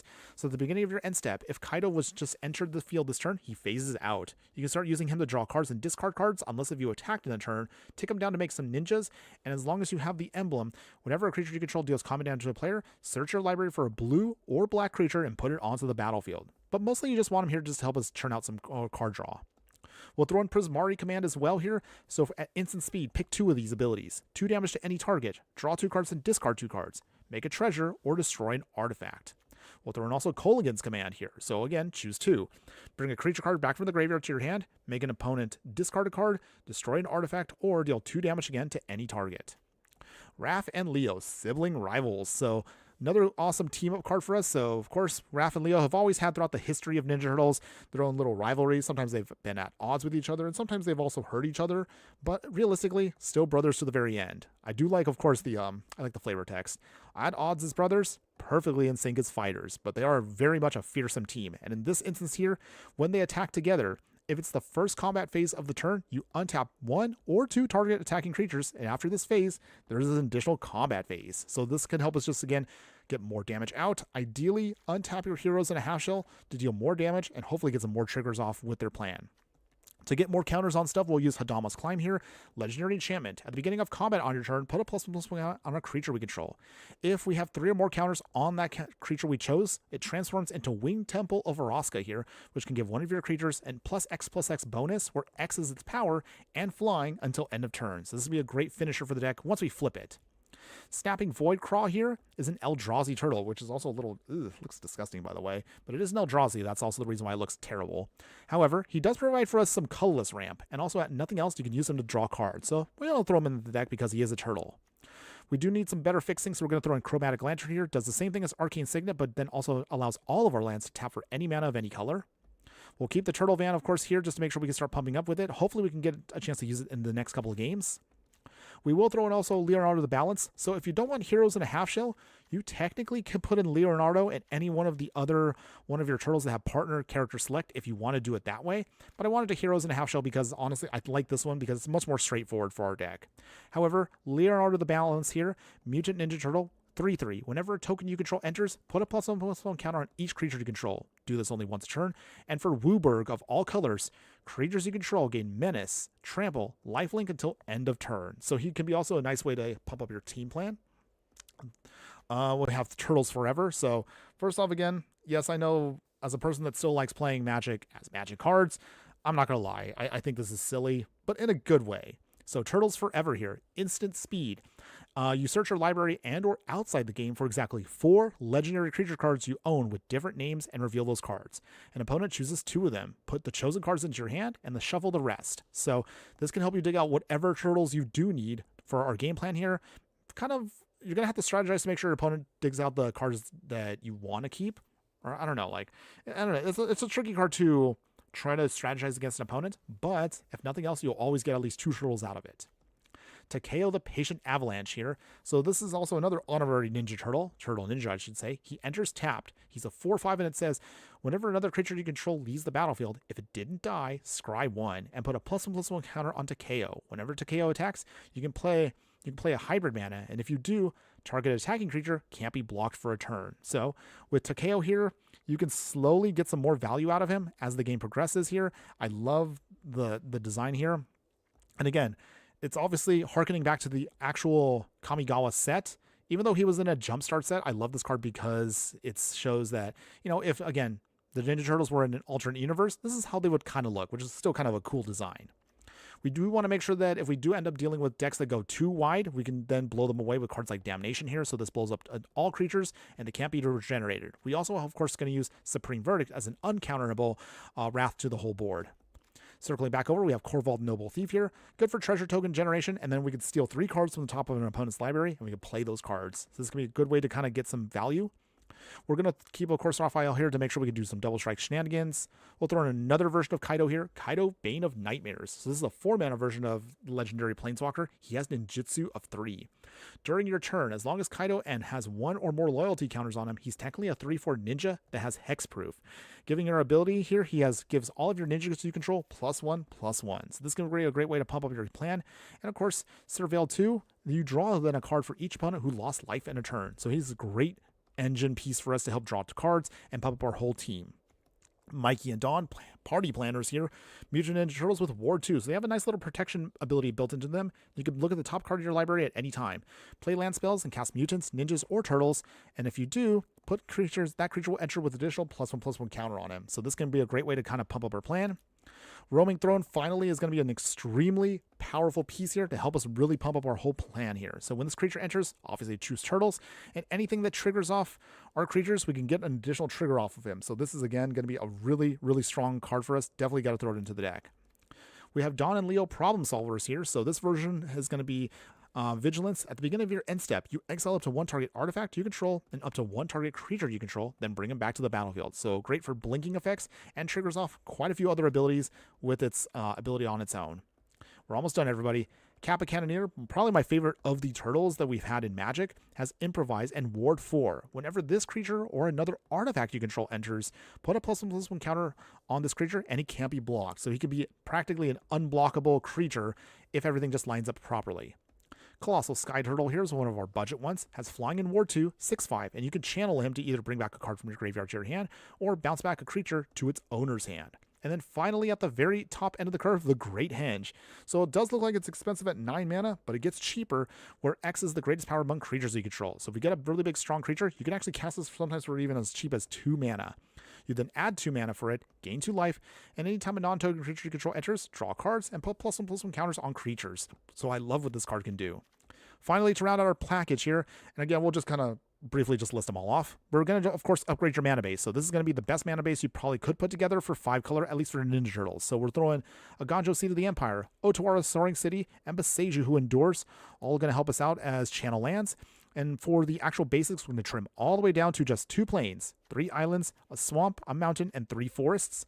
Then we'll muster up every one of the dual lands that are rare that can actually be fetchable. So that means Hollowed Fountain, Godless Shrine, Watery Grave, Steam Vents, Blood Crypt, Overgrown Tomb, Stomping Grounds, Sacred Foundry, Temple Garden, Breeding Pool. The World Tree provides for us fixing once we have 6 or more lands. And we'll throw in our proper fetches such as Arid Mesa, Bloodstained Mire here. Cavern of Souls makes all of our turtles uncounterable. Command Tower, of course, is a staple for any deck. Demolition Field for non-basic land hate. Eclipse Realm also can fix us for the creatures we want. Fabled Passage is another one of our rare fetches, along with Flooded Strands and Misty Rainforest. We have Mana Confluence to pave life to fix for any mana we need. Prismatic Vista fetches for us basics. Scavenger Grounds is for graveyard hate. Secluded Courtyard to choose turtles again, along with Turtle Lair and Unclaimed Territory. And again, one more fetch land with Verdant Catacombs. And that is the whole upgraded version of Ninja Turtles. So can Turtle Power succeed with this upgraded version of them? All right, well, let's find out. So we're going to finish the remainder of the stream with an updated version of the Turtles. Let's see if Turtle Power can really shine with a much more stronger version. Whew. Oh, man, I probably should be drinking a little bit more water after those explanations because I always end up feeling like I end up getting winded. But okay. Oh, it looks like it's, again, Vigo here. Well, this time around, we have a much more stronger build of turtles. Let's see if we can get there. All right, we can't get there with this version here, so let's mulligan. Okay, I think we go keep this one. Okay, so if they bring in Vigo, or if they otherwise cast it as Vigo end of Ig's Crossing, we'll need to make sure we use Imprison in the Moon to lock them out. Okay, Changeling Outcast. Okay, that's actually perfect for us. So we'll play Secluded Courtyard. We'll play it on Turtle. Cast the Changeling Outcast. Nice. So that does count. All right, Ornithopter Paradise. That's great too. Plains. We swing with the Changeling Outcast. Recast Leonardo. There we go. Getting that early damage. He starts gaining strength. And Changeling Outcast start allowing us to then recast more things with Ninjutsu or even Sneak. All right, so far so good. Opponent surveils. So they're going to have to take some time to actually build up their strategy here, but hopefully we'll be able to get there. Breeding pool. Let's see. Ornithopter Paradise. That'll be helpful once we actually get Heroes in a Half Shell out. All right. Okay, I want them to put down... Okay, good. They got Vigo. So they bring back Deathloom on it. So I'm sorry, opponents. I'm going to have to do this to you, but... Imprisoned in the Moon. So this now locks out their commander for the rest of the game. Okay, opponent, do you block? They do. All right. Leo still gets strength from that, though, so... All right, nice. Oh, damnation. Wow, okay. Ugh, that stinks. But that's okay, it's okay. Not a big deal for us. We can still get in there with what we have. So we'll name Turtle, of course. We will... Let's do it this way. Realm Walker. Naming Turtle still. Oh, nice. We got Leonardo the Balance on top. Nice. All right, they got out Tristan. Doing some milling. 6. Okay. Leo there. Okay, so from here... Heroes in a Half Shell. We can't swing because of Tristan, unfortunately, and its ability. Do they flip? Okay. They're probably going to... Okay. Shieldred. Interesting. So that means we will have to sacrifice Realm Walker, unfortunately. Scavenger's Talent. Okay. I see what they're trying to do here. Stomping Grounds. Okay. So from here... Corvold. Make a treasure. Can't swing still. If they flip him, what do they do? Okay. They mill 3. Okay. If we can get rid of that, then hopefully we have a shot. Glowspore Shaman. They mill 3 and put a land card top if they want. I'm surprised they haven't played Haywire Might. Because Haywire Might is probably the one thing that's going to get rid of them. There's stuff they can recast it, but okay. I mean, you do you, opponents. Okay, so from here... How do we want to do this?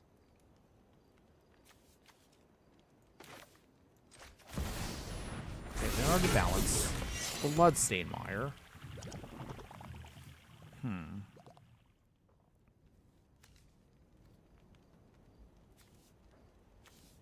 Bring back a creature card if we want to.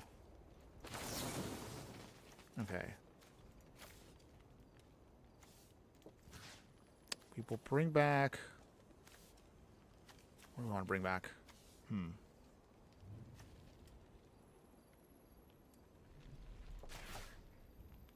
then blow that up. Alright. One Power Stone goes bye-bye. Changeling Outcast. No attacks yet. Okay. So if I'm guessing, our opponent is going to try to keep doing their flipping shenanigans. But if Changeling Outcast can get some damage in, maybe we have a shot.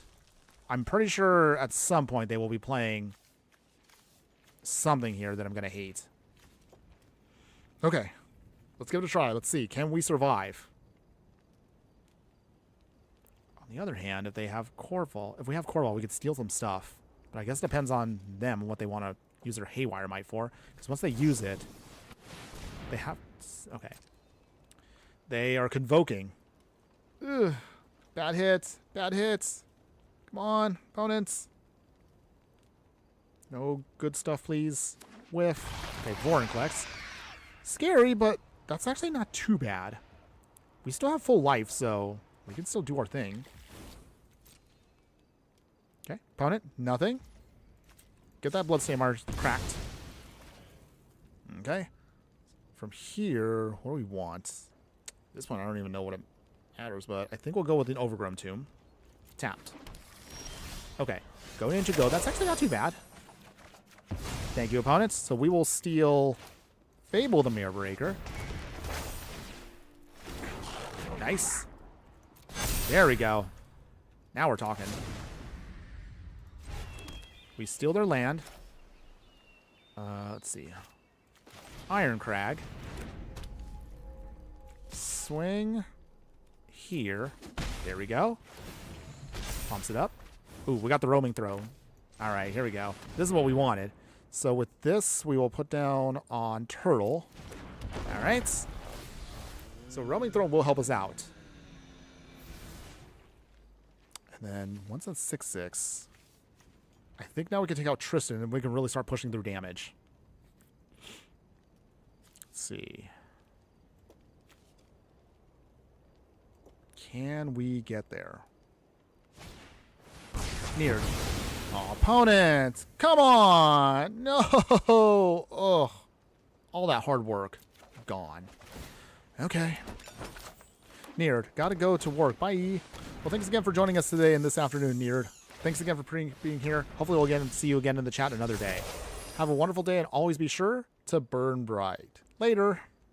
Let's see, do we discard anything? Oh. I think we'll discard Pyro here. Okay, they got the Ozolith. That's not too bad. The Ozolith in. Heroes in half shell coming back in. We then swing here. There we go, down to 6. All right. We're still going to be able to close it up here, hopefully soon. So they're at 7/7. Heroes in a half shell can get us there.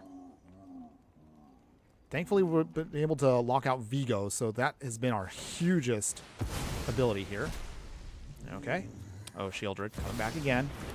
Okay, opponents. Jeez. So frustrating. But it's okay. We still got 1, 2, 3, 4, 5, 6, 7, 8. Okay. We can still bring in Heroes in a half shell. We're not giving up. Swinging in. Down to 1. Get some more counters. Another card. Phew. Okay, we're almost there, everyone. Can we close this out? Shieldred flips. They will make us destroy our heroes in a half shell. But at this point, we still have one more creature out, so we can actually use Reflex and Kiki Jiki if we need to. Aftermath Analyst. Okay. Opponent is trying. I'll give him that. Opponent is trying. Okay, so can we do this here? Okay, so Donnie coming in. Let's see. Go, Ninja, go. Okay, so let's see.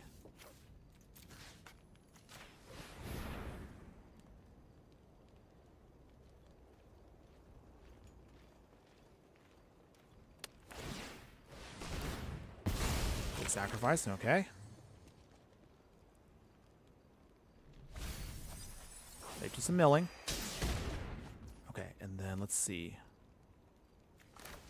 Arcane Signet. We will... Oh, wait, I can't do Legendary. Oh, dang it. Ooh. Maybe I messed this up. Okay.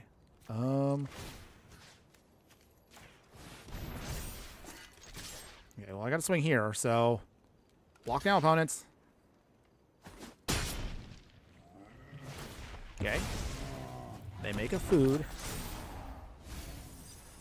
They discard 3 cards, mill 3 cards. Okay, so we didn't lose any cards. Okay. Is it still possible? Can we still get the victory here? Okay, Kaido Shizuki. That's not bad either. Heroes in a half shell one more time. Is this enough? Did we get the win here? Opponent. Wow, out of desperation, Restless Vents. Any other creatures? They got Hissing Quagmire. Is that enough? That does have Trample. Opponents, they sacrifice the food. Wow, they're just trying everything they can to keep alive. Down to 2. We lose the Kiki Jiki, but we get at least 1 card out of it. So Donnie's still alive. Little Orphan Amphibian still alive. Okay. They flip again. Praetor. Oh dear.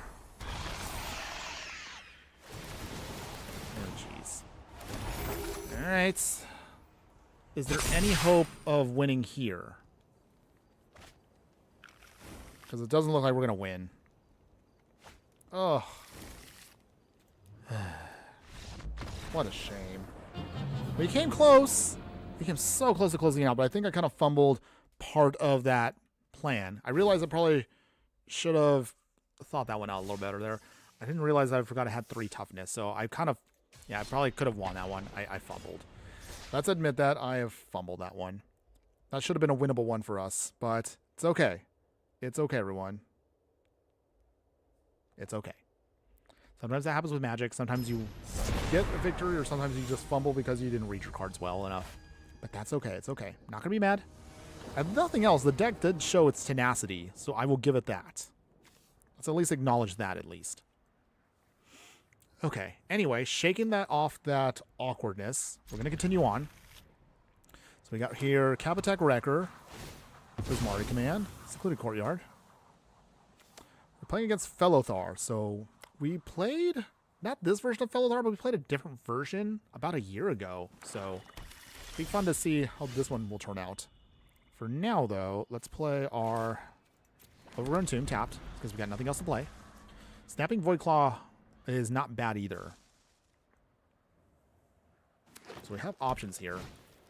Winding Constrictor. Okay. Opponents choosing to get some counters on things. We have Kapatek Wrecker, so that'll be good for us once we can start getting shenanigans going here. Opponent. What you got?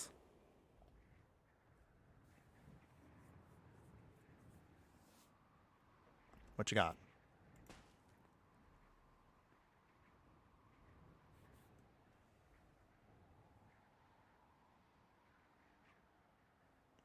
Five cards in hand, opponent. 3 lands. They can cast Fellothar if they want to, but I don't think that's what they're going to want to do. Avenger of the Fallen. You mobilize with this for X number of creature cards in the graveyard. Okay. Huh, that's interesting. Unclaimed territory. We will name Turtle. Snapping Voidclaw for slow ramp. No attacks yet. Fabled Patches is not bad either. That at least we'll make sure we can fix correctly. Their high toughness does provide a problem for us, but that's okay. Okay. Opponents. Yeah, there. Fellothar coming in.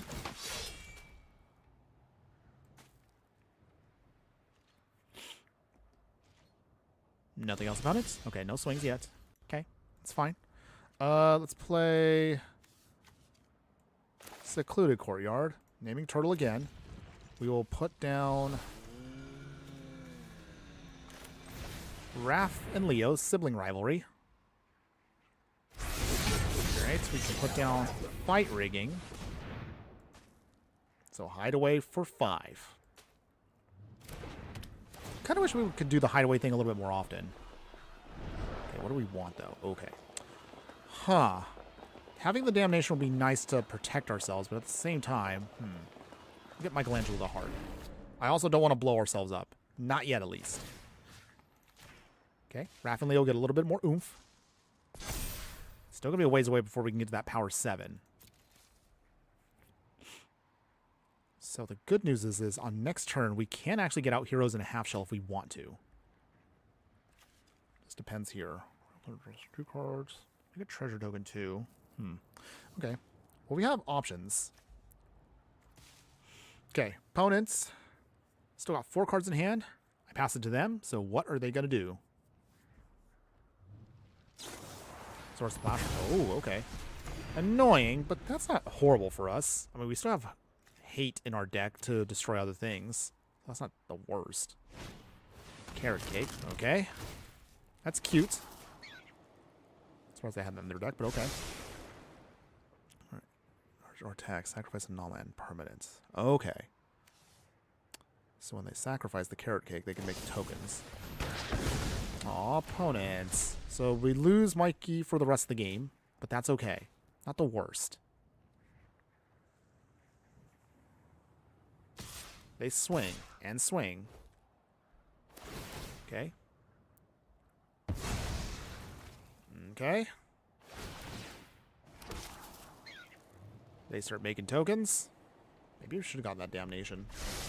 Okay. Pumping everything up to become big, big, big. Down to 17. Okay, that's fine. Fable Passage. Crack the Fable Passage.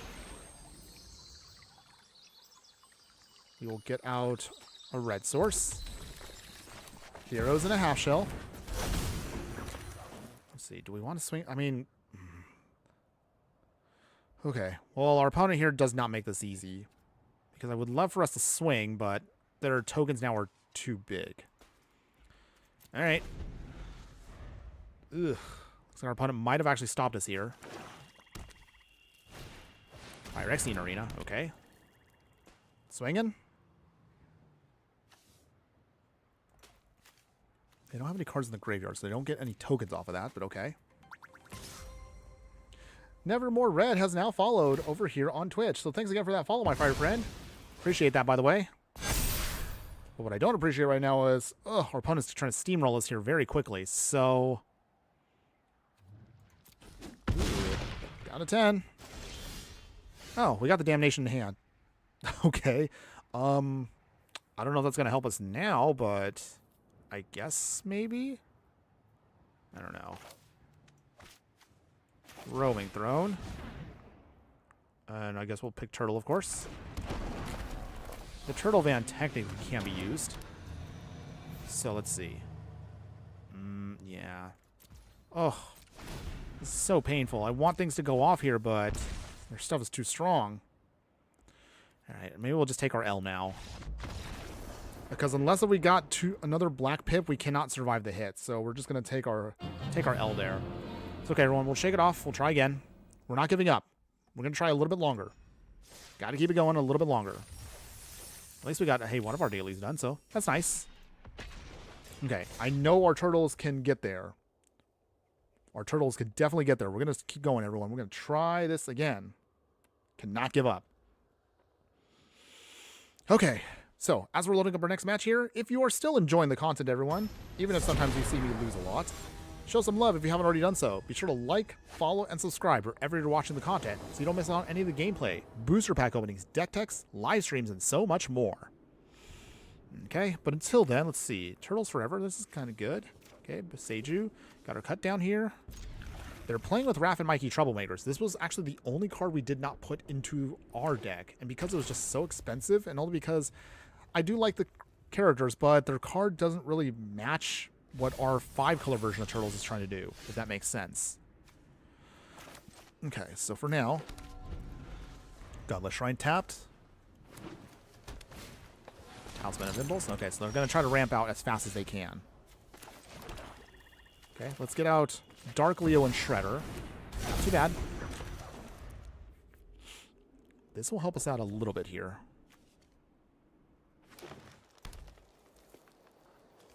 I might have to slow them down. We have a Beseiju. We need that in a pinch. Cultivate, okay.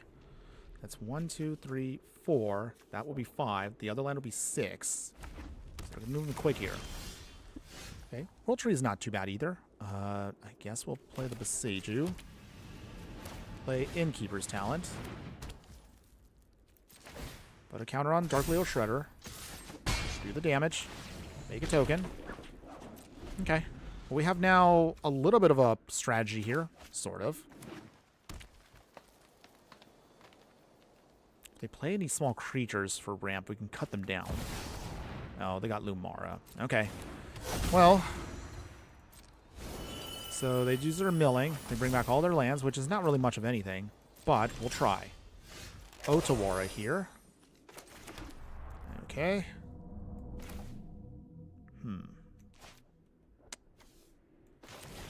Cowabunga. Let's see what we get. Okay, so we can get out...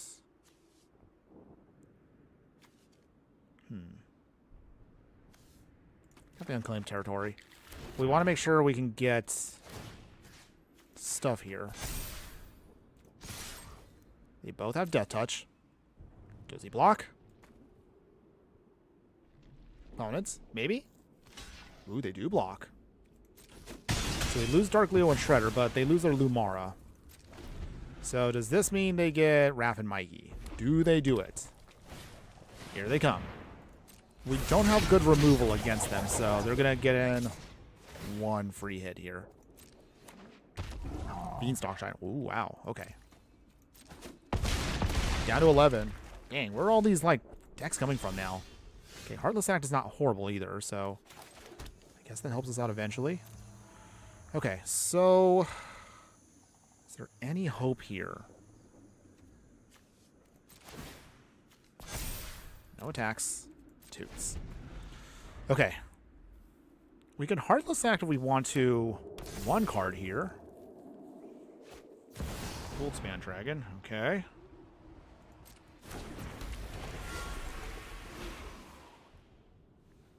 Okay.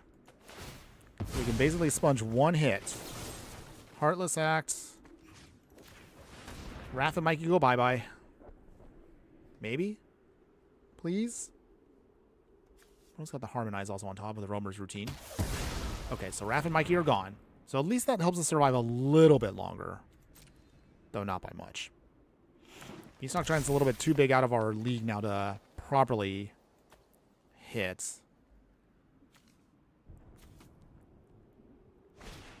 Shared Roots, okay. They're just ramping for days. Okay, well. Time is not kind to us in this matchup.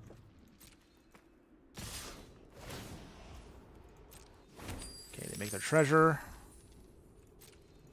Block here with the Beanstalk Giant to survive one hit. Anything else, opponents?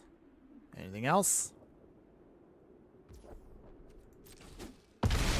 Go to 7. Is that it? Are we done? Mantis Restoration. They get 3 lands off of that. Okay. Adamas Climb doesn't help us out at all, so... I mean, I could still play this, fix all of our lands. That's still not enough, though.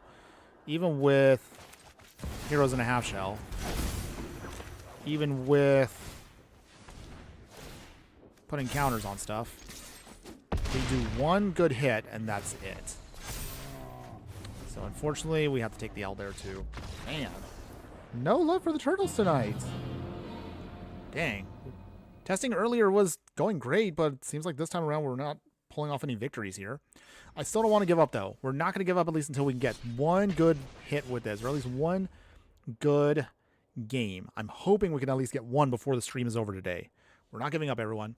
If you do want to show your love and support for me, though, however, we do, of course, have a Patreon where we do provide unique videos that are not usually posted to the main channel, and that those videos also are the same on our members-only set of the playlist we have that's members-only on YouTube. So check those out if you want to show a little bit extra love, or if nothing else, for free, you can always support us by joining our Discord that we have. Your support will help us keep this channel going no matter where you do it, or even if you're just watching our videos just the same. All of the links, those will be located in the details of the stream once we are done here in a little bit. So thanks again, everyone, for who has been here today. Appreciate all of you guys.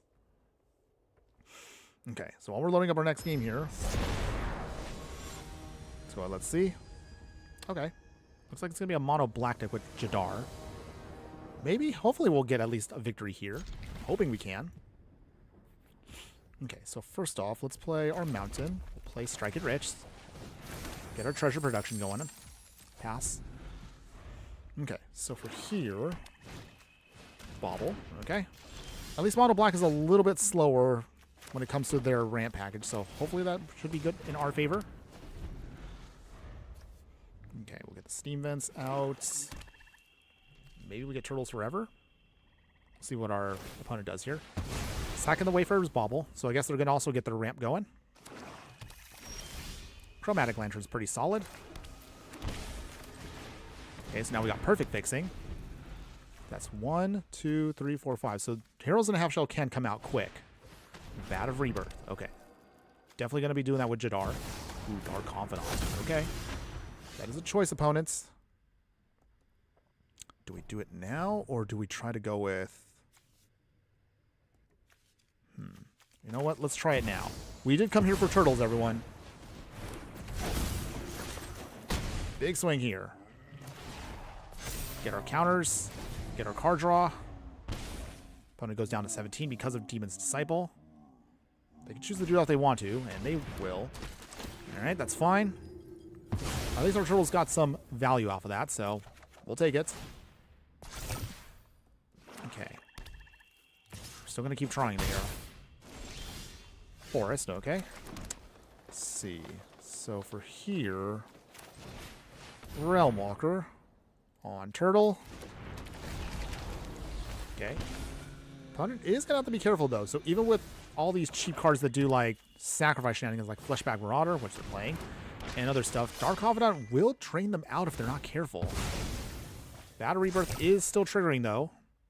It's annoying. It's not the worst, though. Okay. Play the Corval Noble Thief, so I guess that helps us out a little bit there. Make our treasure. They go to 12. So I see what their cute little plan is. They're basically going to keep recurring all these cheap creatures along with Woe Strider to hopefully just generate a lot of sacrifice value. I see what their plan's doing. I see you, opponents. There's going to be enough, though. Got a Rebirth. They draw. Make a treasure. High market. Okay, they sacrifice creatures for life gain. Interesting. Okay. Anything else, opponents? Star-shaped Cleric. Okay. So now they have enough for Battle Rebirth to do its thing. They swing at us. Go to 16. The zombie. Okay. KO. So from here, we're just going to keep going. Our turtles are here for a reason, everyone. Heroes in a half shell swinging away. I guess it's just going to be up. It's going to be up to the turtles as is, just to get the damage in. Okay, well that's fine, opponents. So our turtles do survive the hits. Down to 10. Okay, get some more card draw off of that. Battle Rebirth does trigger off a little bit. Okay, Prismari Command's not bad. They go to 8. So with Prismari Command, we can blow up that Battle Rebirth before it gets any more additional value. And hopefully we can blow away one creature. Most likely it's going to be Jadar or Star-shaped Cleric. Back to the command zone. Okay, down to 3. Shieldred. Alright. Opponent is trying. They push us at 11. Turtles. Okay, so for here, destroy 2 damage. What do we take out, though? Star-shaped Cleric, I'm guessing. Battle Rebirth. Okay. Island, alright. 2 there. Steal 3 cards from them. Play the tomb. Let's see, I guess, I don't know. Midnight Reaper. They go down to... Okay, they're going to gain life here. Alright, well, at this point, it's also looking, again, very iffy. They got their game plan off, and they're pretty well refined for this, so... Oof. Trying. Bitter Blossom. If they have any more sacrifice stuff, we're dead. Okay, Braid's Fight will return. They sacrifice a creature. Okay. We have to discard a card. At this point, it doesn't really matter what we pick. Okay, to KO since the answer's tapped anyway. Fast Remembrance. They swing big, and that's game. Got a 3. We force ourselves to draw a card, ping ourselves. We also lose that life there, and that's game. Man. Well, turtles right now are looking a little on the rough side. We're not giving up, though, but I still want to see if we can get one win with the deck. We're trying here, everyone. We are definitely trying here, but maybe, I don't know. Maybe it might be a little bit too tough for us. I know I have seen us get some victories here, so it's not impossible. It's not impossible. But we're going to keep trying here. We are getting close to the end of today's stream, but I still want to hang in there just a little bit longer if that means we can get some victories here. Okay, so we're not giving up just yet. Okay, in the meantime, World Tree, tapped. Opponent is playing with Kiora here, so it's going to be the Kiora from, what is it, the Aftermath version of March of the Machines. Interesting. Name, of course, Turtle. Let's get in Arcane Signets. Okay, so at least now we're at 3. Okay, Kaido, not horrible right now, but doesn't really get a chance to do much. Get a Hadama's Climb. We need one more land. At least one more land can help us start doing shenanigans. Colossal Sky Turtle. Okay, not quite what we need yet. But okay.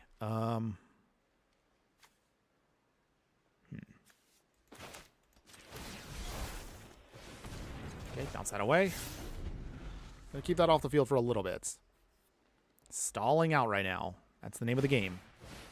Replay Nadir. Okay, hit land. Okay, Leonardo doesn't really help us there. Cycle that away. Come on. Ugh. Not good. We're not getting our lands. Okay. Summon Fenrir. Okay. They're getting their land drops faster than us, so it's not looking too good for us here. Oh dear. Alright. We're just gonna... That was a non-game. Can't do non-games, everyone. That doesn't really look good. Okay. Well. Keeping it going. We will find a way, everyone. Sometimes our 5-color decks do great, and sometimes they are a little bit rougher depending on how they're done. But I'm pretty sure our deck has enough of everything, right? Or maybe I should have put more ramp in. I'm not sure. Okay, well, this hand is also...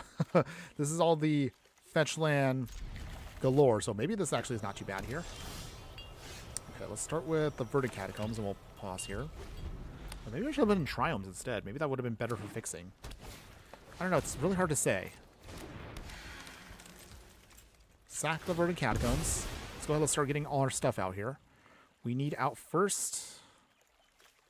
Let's get the Overgrown Tomb. Get that tapped. Okay, we got an island, so... Nothing yet. We'll play the island. Pass. If we need to, we can Colossal Sky Turtle away their Kotis. If we need to. So let's see. Will they let us do that?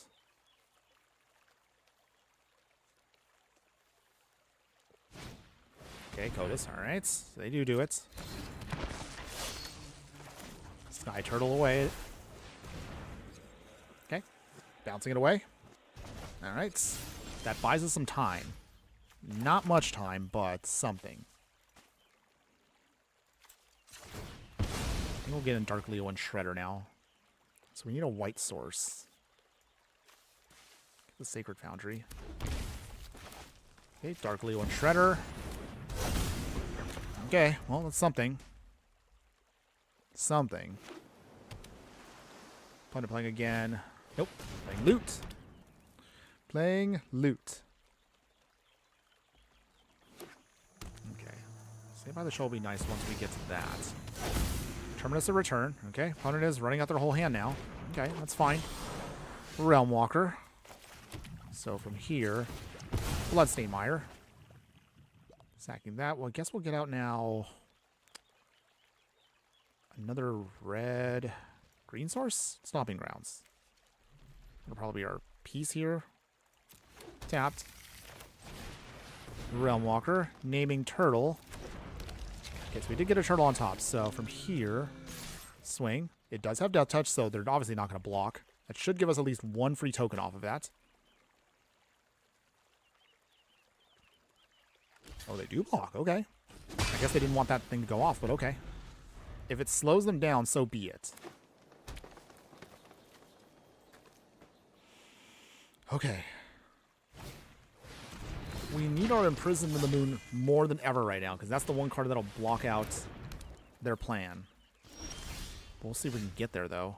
Let's see. Okay, Little Orphan Amphibian. No attacks. So Kodos, unfortunately, is indestructible, so we just need to block with Saved by the Shell.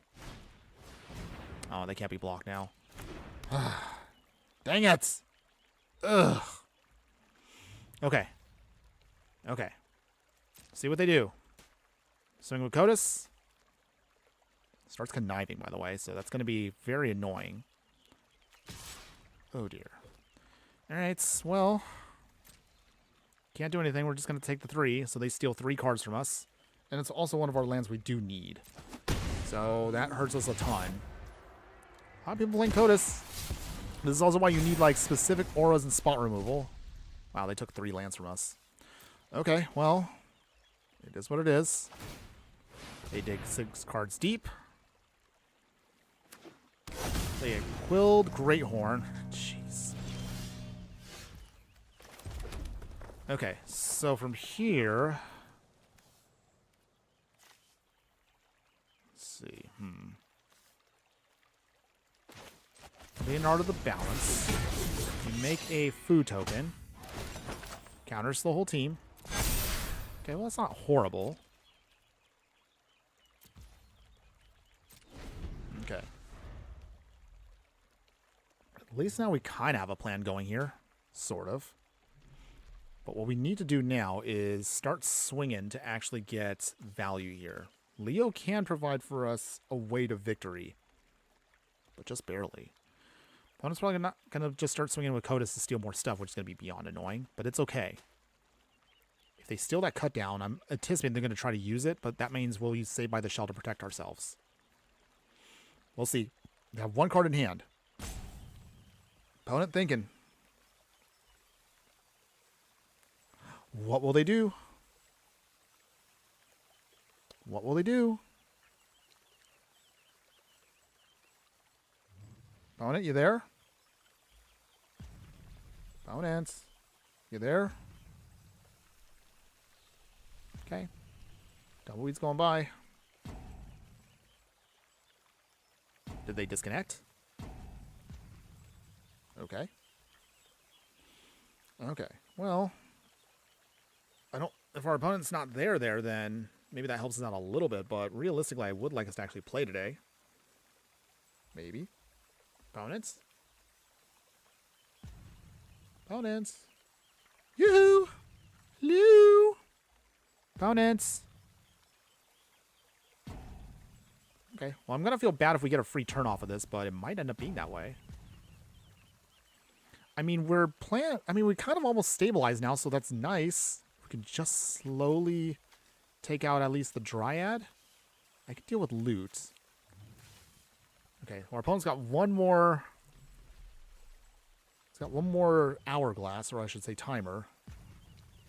Are they there? Okay, you got 5 seconds, opponent. 5, 4, 3, 2, 1. Okay, well, free. All right, free turn for us. Feel kind of awkward, but I mean, it happens, so I guess that's not horrible. So let's see.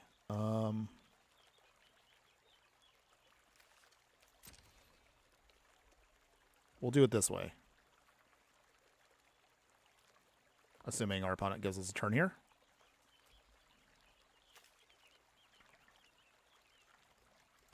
Opponents. Well, they're out of timers, so we're going to get a free win off of this if they are not there. Which is not the way I want to win. But considering everything we've been blown away with today, this actually might be the most hilarious way we actually get a victory here. Not, again, the splashiest way I want to do it, but okay, well, it's going to be this way. Okay. 10 seconds, opponent. 9, 8, 7, 6, 5, 4, 3. Okay. Well, okay, obviously I miscounted there, but you get the idea, everyone. I mean, win is a win, so not quite how I wanted to win, but okay, get a free win off of that. Okay, so looking at the clock, everyone, we are almost out of time today. So the final match will be this one here coming up. Win or lose, this is how we're going to try to end it, everyone. I would hopefully see if we can get at least one actual good, legit win. So we're hoping that this one will be the win we get. Ooh, against Heibai. Ooh. This will be scary, but let's see. Let's lock in. We're going to try, everyone. We're not going to give up. We're going to try one more time. Let's see if we can do this. I would love for us to get just one more win. One good legit win. Hand is okay. We can grow spiral our way to getting some value here. Okay, polluted delta, all right. Okay, I'm guessing our opponent is also going to be fetch landing like crazy, so here's hoping. Okay, Dark Leo and Shredder's nice, so that helps us out a ton. That can help us get some sneaky stuff going on here, and Kaido also will be helpful too. Okay. Can we outrun Heibai before it's too late? Okay, shocking themselves. Terminus, okay.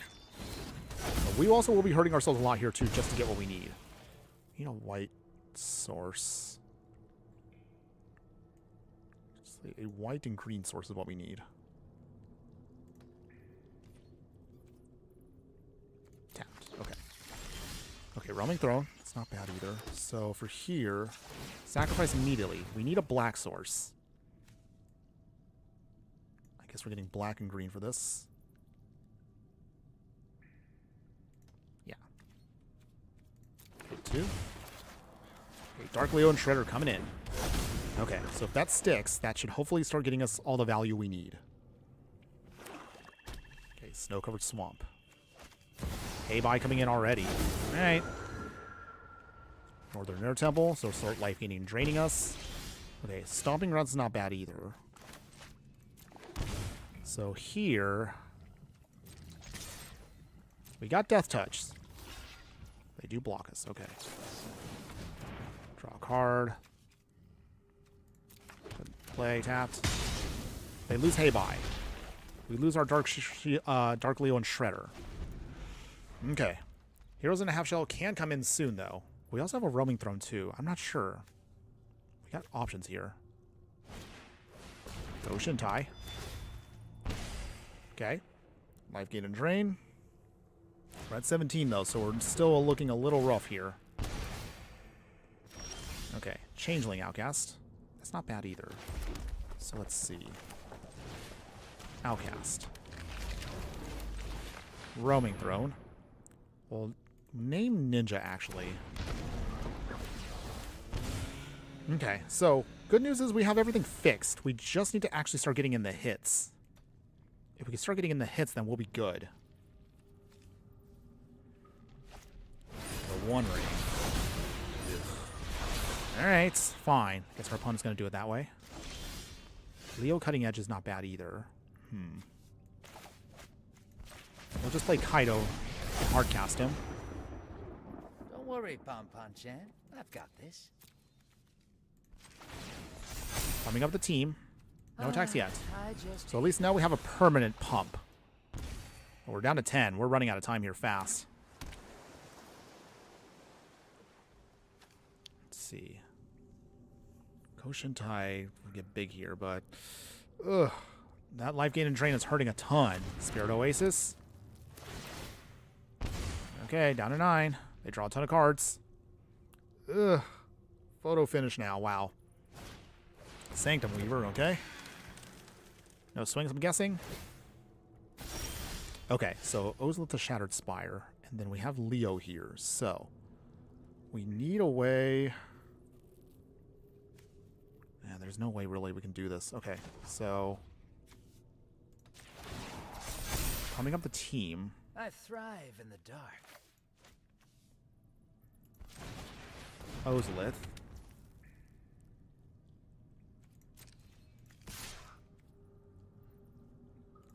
Might as well swing with everything. Do they block? Changeling Outcast can get flipped out. So that's our biggest advantage we have here now. Nice. Down to 18. And there you go. Leo gets a lot of value now. All right. He's now a 9-9. So that does help us out a little bit here. If they blow away the board, though, then we're dead. So this is now our chance to fight back. Is this going to help us at all? Heibai coming in again. Okay, what do they get? Southern Air Temple. God, what does that do again? Oh, it's counters on stuff. Okay. Scary. Oh, wait. Oh, we're dead. No! Oh. Oh, dear. I should have put back the roaming throne. So in that case, yeah, we're dead. They swing. We get nothing. Man, what a heartbreaker. We almost stabilized, too. I mean, they even didn't have to do that. They could have just swung at us and they would have just won. But I guess they just want to get the life gain and drain shenanigans. All right. Well, what can I say, everyone? Shrines is just too strong. Shrines is just absolutely stupid. Okay. Wait. They didn't want to swing? Opponents. Okay. Well, we're not dead then, I guess. Fight rigging.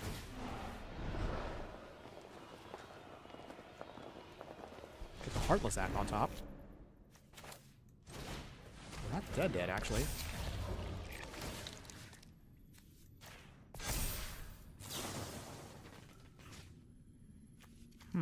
Okay, well...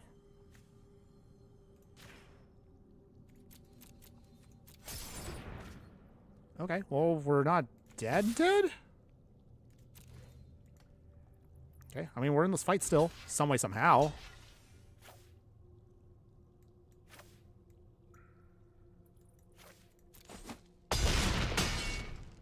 Okay.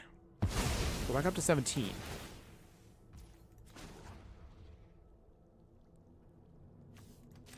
Start popping up our ninjas more. I've trained with the best.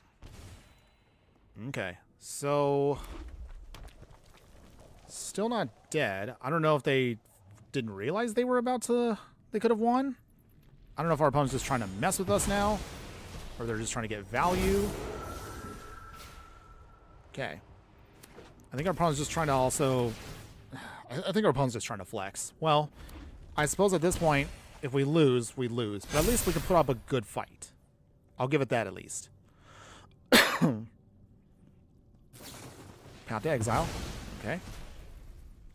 We dig out a basic, so for that, I guess we'll just get out of planes. Okay, opponent. Do you swing? I mean, they probably wouldn't because the Sanctum Weaver can get damage in, but they get more value out of tapping it for mana. Okay, so let's see. What do they do?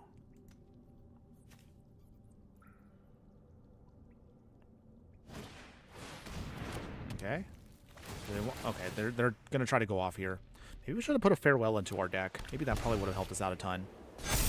Okay, opponent is trying to get some bigger stuff out. All right, yeah, they're just flexing now. They could have honestly beat us last turn, but for some reason they chose not to. I'm guessing they just want the game to go longer. That's what I'm guessing. I mean, it has to be. Why else would you keep playing? Okay, so they do swing for lethal. Roaming Throne has to block. Okay, no damage.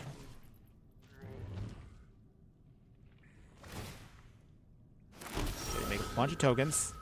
Okay, Leonardo the Balance. Let's see. Well, alright, well, one final hurrah with Heroes in a Half Shell, everyone.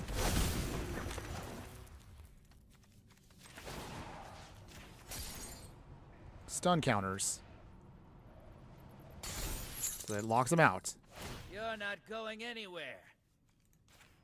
But at least Heroes in a Half Shell makes it a 10-10. Alright, well, I mean, I guess that's something. Okay, so Heroes either just gets in one final hurrah swing, and then we will take our L. Okay, well, we tried, everyone. 22. Okay, get our counters on it. Cowabunga. Okay, well. Get another shot at keeping stuff alive. Again, doesn't matter.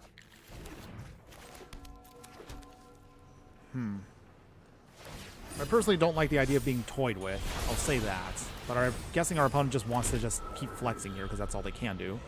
So, at this point, they have more than enough to kill us. We go to 1. If they have at least one more shrine, I'll just let them take it. Such a shame, though. We tried. We really did try.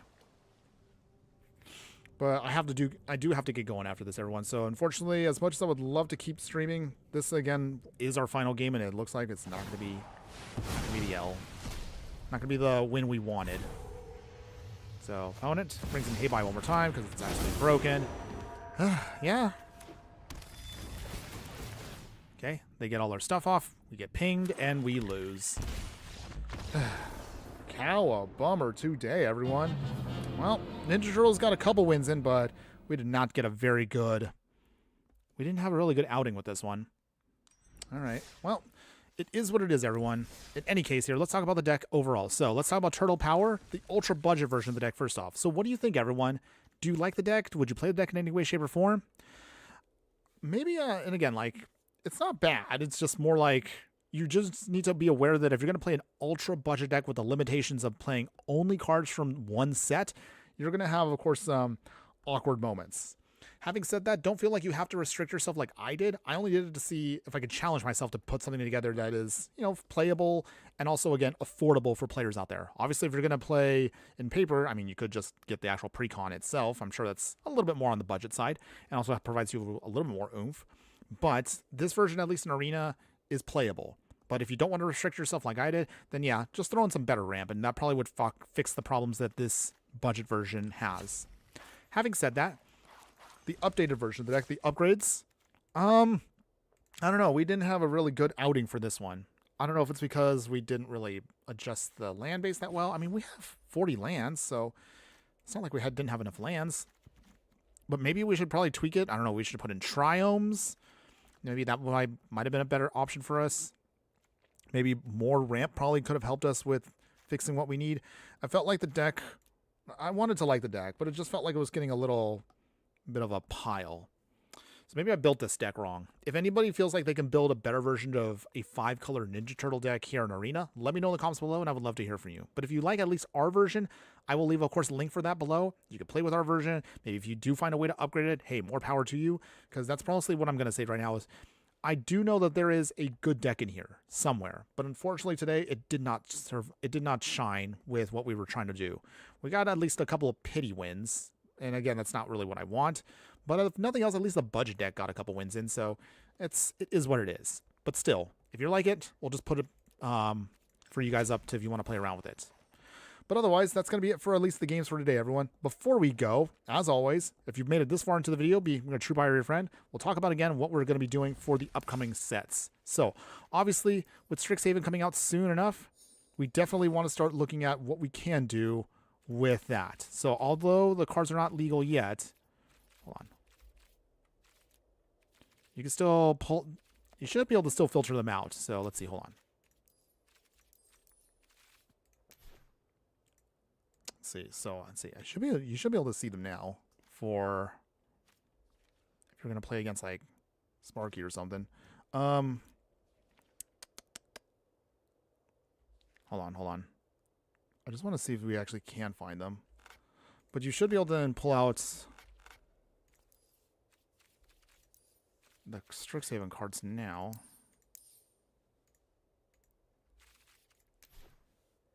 Okay, I forgot the. Hold on. Is it?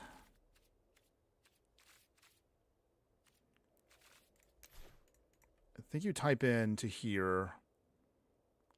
Expansion. Okay, so sets. Is it Secret Strixhaven? Okay.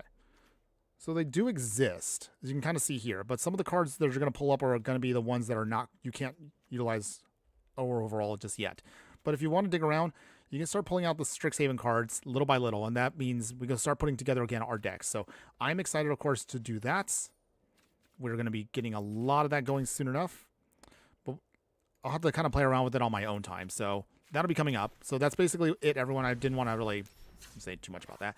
We do have, of course, some ideas for decks that we are going to be building once we get to Strixhaven. So tomorrow, we actually will not be doing a Magic the Gathering stream. We're going to be playing something else. I won't say it just yet, but there is a game that came out today that I'm actually kind of excited for, that I've been wanting to play, and it finally came out. So I'm going to download that in a little bit and get that prepped for us later on for tomorrow. However, for moving on to the next week, we do still have also a couple of budget deck decks we do want to bring up. So we'll be doing a basically Obira deck. Our Tatyova deck did go off yesterday, so check that out if you haven't already done so. Obira will be our next ultra budget deck.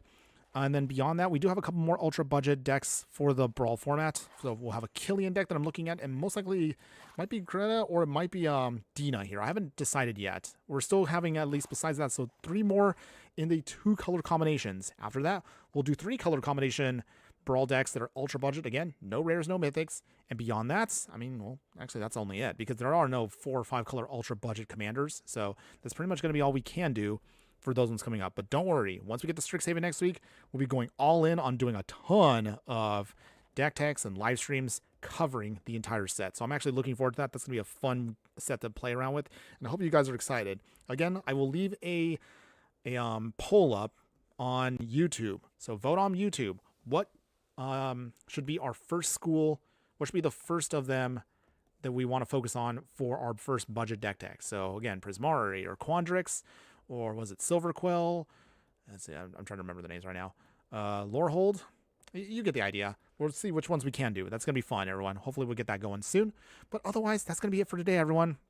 I don't have much else to say except, yeah, sorry, it looked like our deck didn't really quite pop off as much as I was hoping it would, but maybe next time we will have more fun with our future one. Until then, however, have a wonderful day, everyone, and give a shout out again to those of you that did pop up. So Noobishly Foolish, thanks again for popping in for net. Mono Musa, thanks again also for popping in and chatting with me. Near 636, hopefully you're having a good day at work, so thanks again for being there for me for a little bit. Kill a Smoke 912, thanks also for popping in. Lapan, thanks also for being there as well. And Sneaky Toilet, also appreciate you just the same.